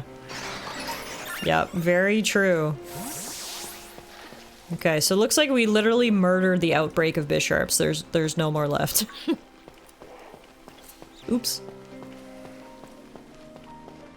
Luckily for us, we're almost done our grinding. Oh, and there's one surviving. The final survivor of a lost race. Extinction. Someone needs you to reward you for this. Well, hey. Nacho Libre just hit level 60, which means our entire team is above level 60 now.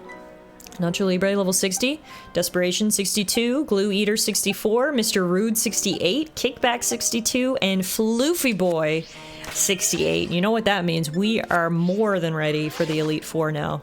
The Elite Four's levels range from level 50... Sorry, let me double check. I don't want to spread lies. From level 58 to level 62, so...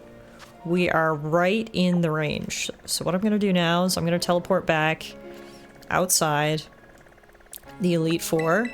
So tomorrow night when we start stream, we're literally ready to go. Take on the challenge. So let's heal up.